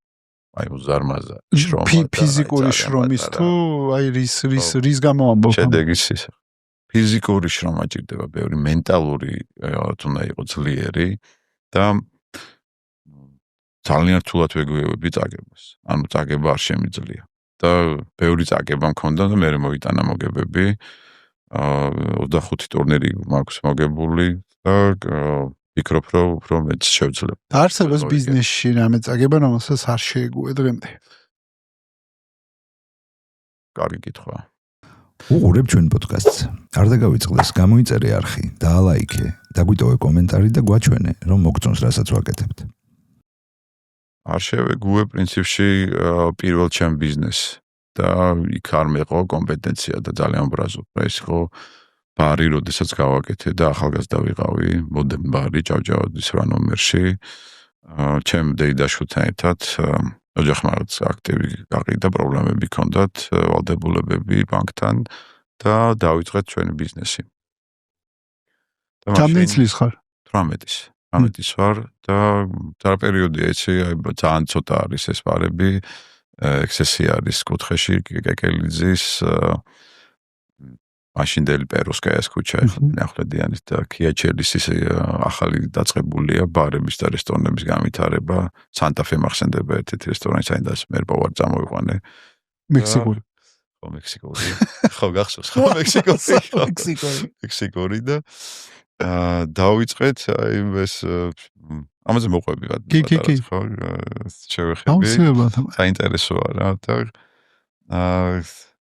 ნუ ჩემი მეგობრები ყოველთვის გვერდში მედგნენ და ჩვენ თვითონ შრომობდით კედლებს ვამუშავებდით რომ სამხატვრო აკადემიაში სწავლობდა ჩემი მეგობარი მისი მეგობრები გვეხმარებოდნენ, ასევე ჩვენი ერთ-ერთი ახლობელი ავიყვანეთ არქიტექტორ დიზაინერი, რომელმაც მოხატა მე ეს კედლები, რაც უნიკალური, კარგი ის გამოგვივიდა, ბარი, უზარმაზარი ტილოს ნახატები ქონდა და მახსოვს იცი რა ადგილი იყო, იცი? უნივერსიტეტის მოპირდაპირ მხარეს ჰაინიკენის ის იყო რა, ლუდის ბარი. იგი მახსოვს ეს ბარი. და მაგის ადგილას გავაკეთეთ.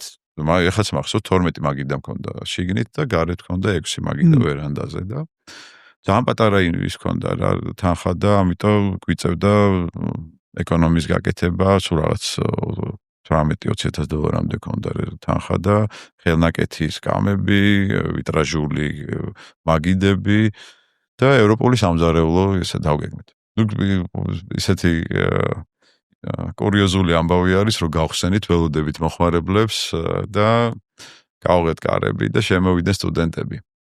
სტუდენტები შემოვიდნენ, მენიუში მახსოვს 50 თეთრი და ცივი ჩაი. და კონსპექტები გაშალეს, ზესუმზირა თადეს მაგიდებზე, გაერთიანეს მაგიდების გამიმდაჟდნენ და ერთი ცივი ჩაი შეუკვეთეს, რამოდენიმე საწრუპით რა. და ესე წრეში მიირთმევდნენ. ნუ ჩვენ გასვლი მქონდა რომ ჩეკი ყონა ყოფილიყო მინიმუმ 50 ლარიანი, რაც break-even-ზე თვითღირებულებაზე გავდიოდით 800 ლარზე დღეში ნავაჭზე და ზევით უკვე უნდა ყოფილიყო ჩვენთვის მომგებიანი და ნუ მალევე გავაკეთეთ ამ შემთხვევაში რეაგირება სტუდენტური მენიუები, შემდეგ გავაძვირეთ გამაგრილების სასმელები, რომ მეტი ის ხონოდა, ასე ვთქვათ, შემოსავალი და მოიზიდეთ მე, ანუ გავთვალეთ სტუდენტებისთვისაც ლანჩ მენიუები და მათთვის მისაღები ფასები და საღამოს უკვე ბარი მუშაობდა. მახსოვს პატარა ის ჰქონდა სცენა გაკეთებული, სადაც ჯაზი, ბლუზი, ცნობილი მომღერლები იმ პერიოდისთვის, როკი და კარგ საღამოებს ვაწყობდით. ვიწევდით მოცეკვავებს, რომელიც თითქოს და იქ სტუმრები იყვნენ და მერე ცეკვავდნენ და ართობდნენ ჩვენ სტუმრებს. ძალიან ცოტა კომპანია იყო უცხოური, თელასი მახსენდება და თელასის თანამშრომლები შემოდიოდნენ, ძალიან გვიხაროდა, იმიტომ რომ მაღალი ხის შემოსავალი ჰქონდათ და კარგად რაღაცას დახარჯებდნენ. ხო, ალკოგოლურ სასმელებს და 2 წელი ვამუშავეთ რა, საშა და აღმოჩნდა რომ არ მეყო კომპეტენცია და ეს სხვათა შორის გამოვიყენე, გამომადგა ეს სვენელისთვის მინდა ეს თქვა რომ ESM-ში რომ მოხდი, ეს იყო დამსახურება ამ ბარის რა, იქ გასაუბრებას ჰქონდა ძალიან მაღალი გამსვლელი. და მოყევი ეს ბარის ისტორია. ხო, ბატონო კოლემ დამისვა კი. მარკოზაშვილმა მაინც მარკოზაშვილმა კი, ბატონო კოლემ დამისვა ჩვენი გურუ მენეჯმენტის და რატო ქონდაო ესეთი წარუმატებელი ისე და ვახსენე რომ აი არ მეყო ამ შემთხვევაში განათლება და ის იყო გადამწყვეტი რომ მე მოხვდი, იმიტომ რომ ძალიან დიდი კონკურენცია იყო.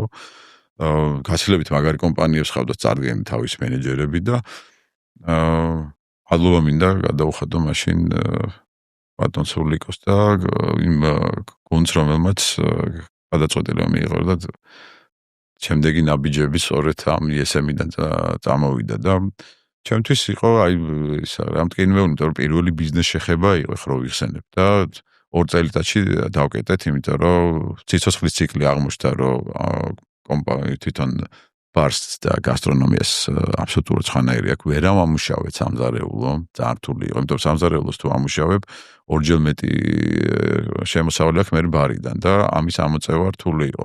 მიუხედავად იმისა, რომ ჩამოვიყვანეთ უცხოეთიდან შეფოვარი, რაღაც ტონეზე აიყვანა, მაგრამ მაინც ვერ შევძელით ანუ ამის გამართობა. და ვერ გაუძლო იჯარას რა, იჯარა როგორც გამიძვიეს და თანხა რომელიც ვერ შევძელით რომ აკუმულირება მოგვეხთინა და განახლებისთვის ჩაგვედო, ანუ აუცილებელია მე ინვესტიციის ჩადება, არ გვეყო კომპეტენცია და ეს ცუდად მახსოვს რა, რომ დავკეტეთ და გამოვედით. თუმცა ეს გახდა საწყისი იმისა, რომ გეღიარებინა რომ არ მაქვს ცოდნა, არ მაქვს კომპეტენცია და მჭირდება სწავლა.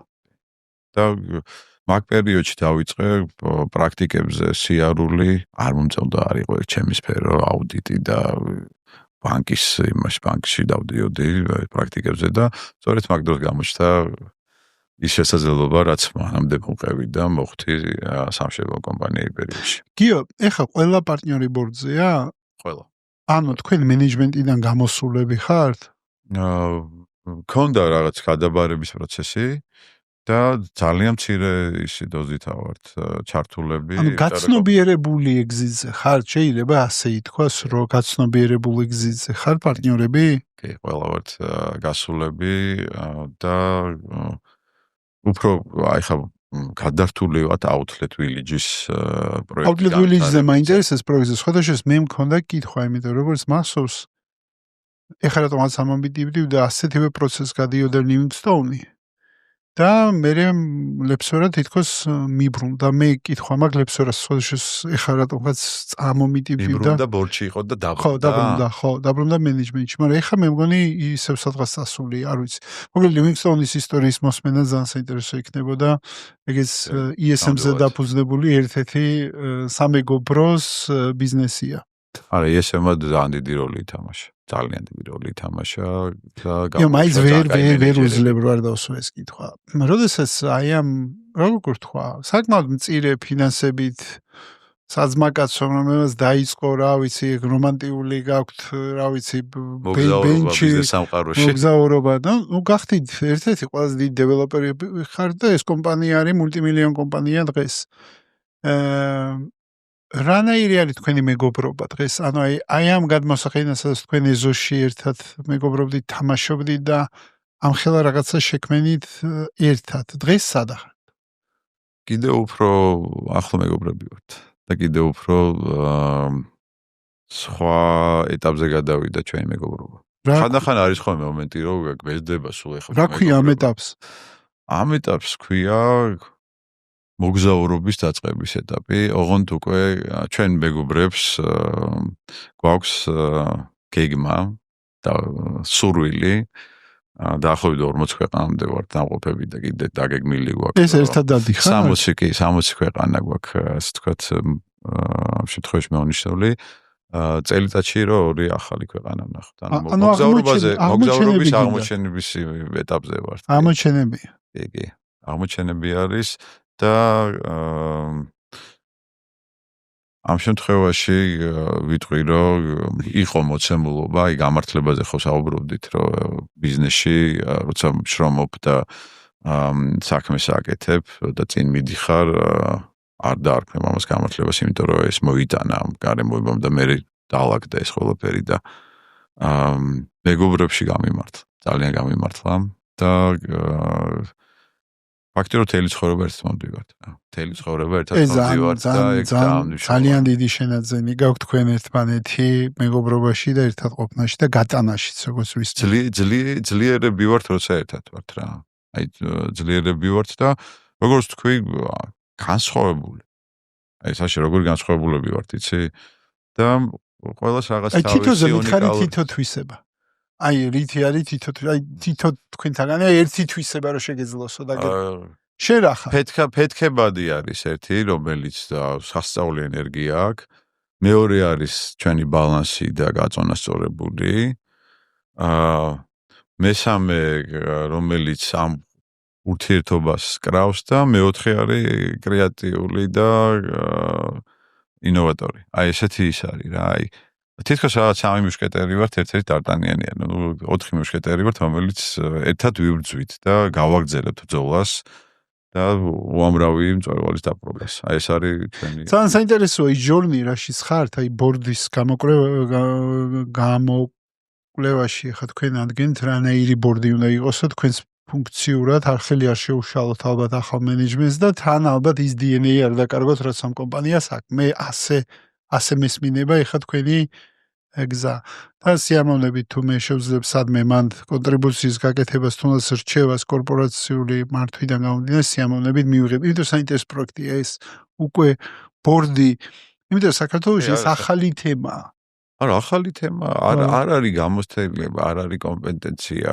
ბორდზე ასევე რო ვეცნობოდით და კონსტანციას გავდიოდ, მოწვეული ბორდის წევრიც უნდა იყოს რა, ანუ independent ბორდის წევრი მაგალითად, რომელიც არ იქნება თქვენ ოთხზე დამოკიდებული. კი, ზუსტად ამას გულისხმობ და სასიამოვნო პროცესია განმიხილეთ ახლა. თქვენ independent board წევრად. აუცილებლად. Okay. ეგ კარგი ის არის ხო. რა, შემოთავაზება მე არ ვიფიქრია და მე კარგია რომ ხო, ხედავ. მითხარი. მეც რაღაცებს სწავლობ შენ სწავლობ. ჩვენ ყველა ვსწავლობთ რაღაცას. მოდით სწავლობთ რა და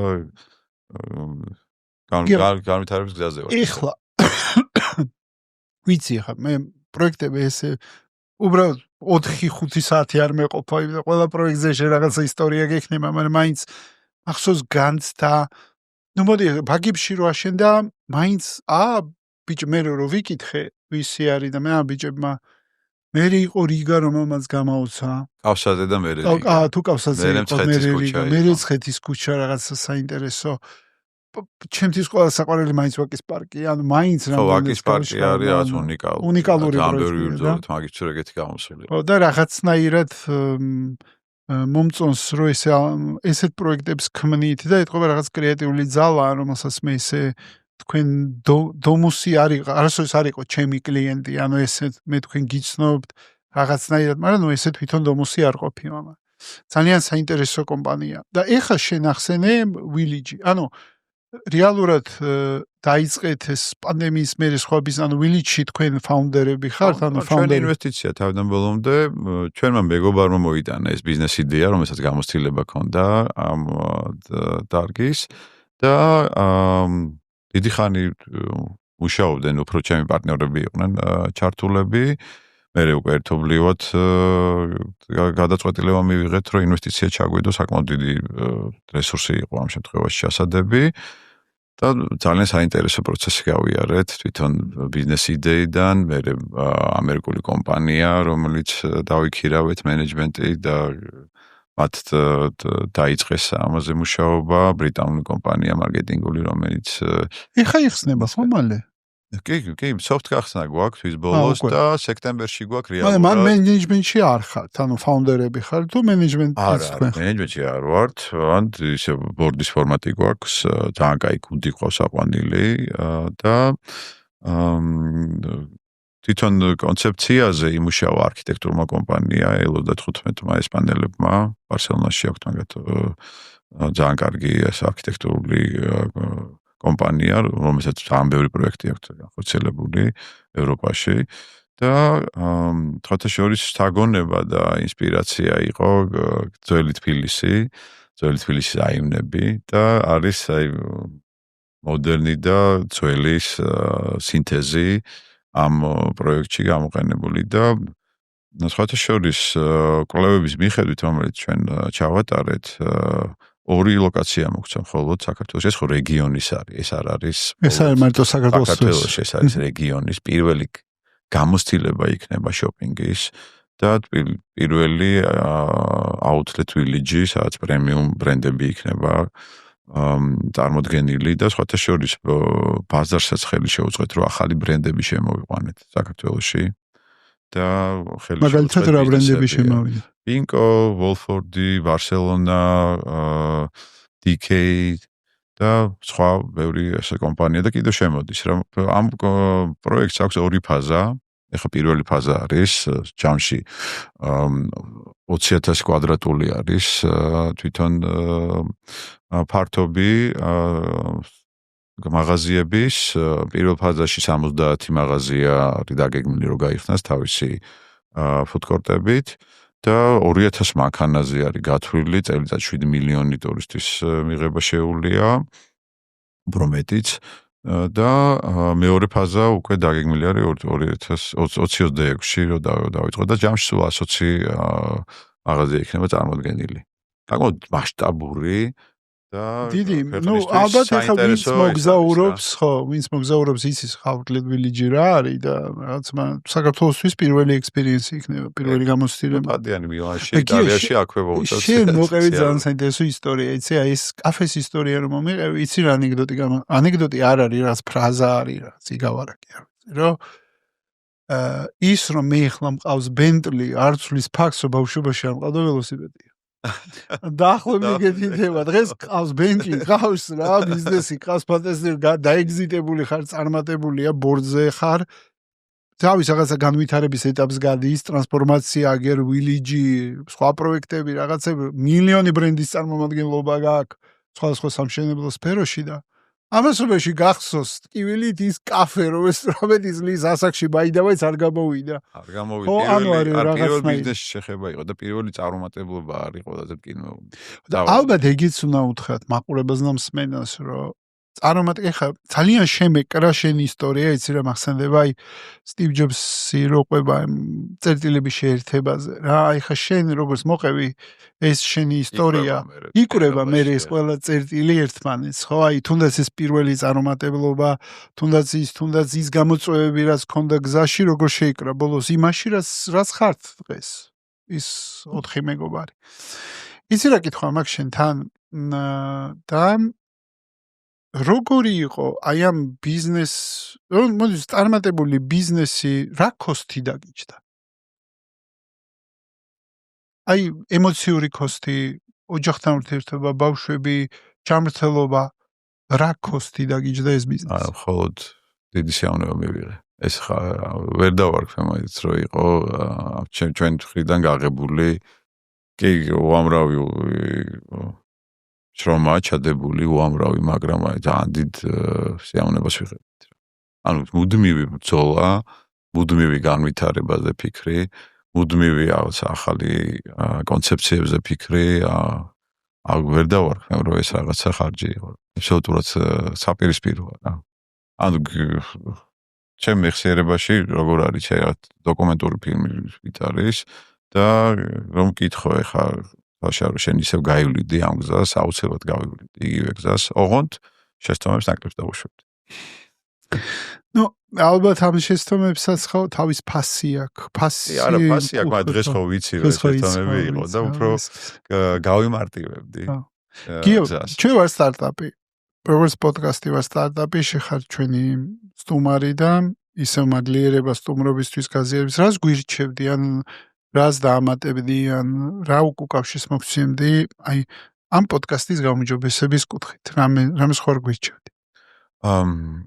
რა არის, სხვათაშორის შენ თვითონ ჟღერე კარგი ისა რა იდეა რა, რომ ამ პოდკასტები შეიძლება ამოიღო кейსები, რომელიც შეიძლება განიხილო და ისწავლებოდეს სხვადასხვა უნივერსიტეტებში. და თვითონ ცოცხალი მაგალითებით მიდიოდნენ და მე მიწევდა ხოლმე მისვლა სხვათაშორის ჩემი ესემელი უფელები, რომელიც ზოგი ლექტორია, ზოგი მენტორი არის, გვიწევს ხოლმე უნივერსიტეტებში ლიდერშიპის თუ სხვადასხვა წარმატებული ისტორიების მოსაყოლად და გაუზიაროთ ახალგაზრდებს ის გამოცდილება და ის გზა, რომელიც ჩვენ გავიარეთ. როგორც აღნიშნე, არის ძალიან საინტერესო ფორმატი, ძალიან კარგად არჩევ რესპონდენტებს, იმიტომ რომ სხვადასხვა სფეროდან არიან. ეს არ არის მარტო რაღაცა ერთი ხაზი, არის აბსოლუტურად საპირისპირო ბიზნეს ერთეულები და ბიზნესები და ამ პოდკასტების შედეგი იქნება, რომ რეალურად გადავიდეს кейსები. აი ეს იქნება ერთ-ერთი ჩემი ისა რა. მე მოუწოდებ უნივერსიტეტებს, ბიზნეს სკოლებს კერძოდ, რომ ვინ თანამშრომლობთ ერთად და გავაკეთოთ აქედან ბიზნეს кейსი. აი დიდი სიამოვნებით, როდესაც სტუდენტებს ვხვდებით ხოლმე და ფათაშორის უარყოფით ხარეს ვიტყვი რა, რაც ჩამქრალ იმას ხედავ ხოლმე რა, უენერგიო ამ შემთხვევაში ზნობას, რომ მათ ჭირდებათ, აი გამოცოცხლება, მათ ჭირდებათ რაღაც ის იმედის მიცემა, რომ ესე არ არის. ანუ მარტო მხოლოდ სადღაც მოვეწყვე და ვიმუშავე, ამით არ უნდა დაგმაყოფილდნენ. აუცილებლად უნდა განვითარდნენ, აუცილებლად უნდა მიისწრაფოდნენ თავიანთი ოცნებებისთვის. ოცნებების ასრულება ხდება მხოლოდ გაბედულობით და წინ გადადგმული ნაბიჯებით. იარონ წინ ამ кейსებით აიღონ ის მიგნებები და რჩევები, რომელიც გამოადგებათ და ბალანსის პოვნა ცხოვრებაში და ამ გზაზე დაეხმარებათ, რომ აუცილებლად მიიყვანთ იმ მწვერვალამდე, რომელსაც მათ ექნებათ თავიდანვე მიზანში ამოღებული. ივლენ აუცილებლად. მადლობა გიო და ბოლო ტრადიციული კითხვა. ამ ფორმატში ვის მოусმენდი? შენ თვითონ როგორც სმენელი ამ ფორმატი იცი უკვე, ანუ აი განცდილი გაქვს. იცი ყოველთვის ვეკითხები სტუმარს ბოლოში ამას, იმიტომ რომ რაღაცნაირად უკვე რომ იჯექი და განიცადე ეს გამოცდილება, უკვე იცი რას ნიშნავს ამ სკამზე ჯდომა. მანამდე რამდენიც მე შენთვის არ უნდა მომთაძეს მომეყოლა. მოусმენდი მომთაძეს მოусმენდი. კასპი ჯგუფის CEO-ს. იმიტომ რომ ჯერ კიდე მაშინ მახსოვს, როდესაც კოლე ყვებოდა აი აქტუალობით რომ ესეთი მაგარი ბიჭი არის, რომელიც აუცილებლად შედეგს დადებს. მაშინაც ხედავდა და ძალიან კაი მაგალითები მოქონდა და ვთვლი რომ აი ქართული ბიზნესმენი, ქართველი ბიზნესმენი, რომელმაც საზღვარგარეთ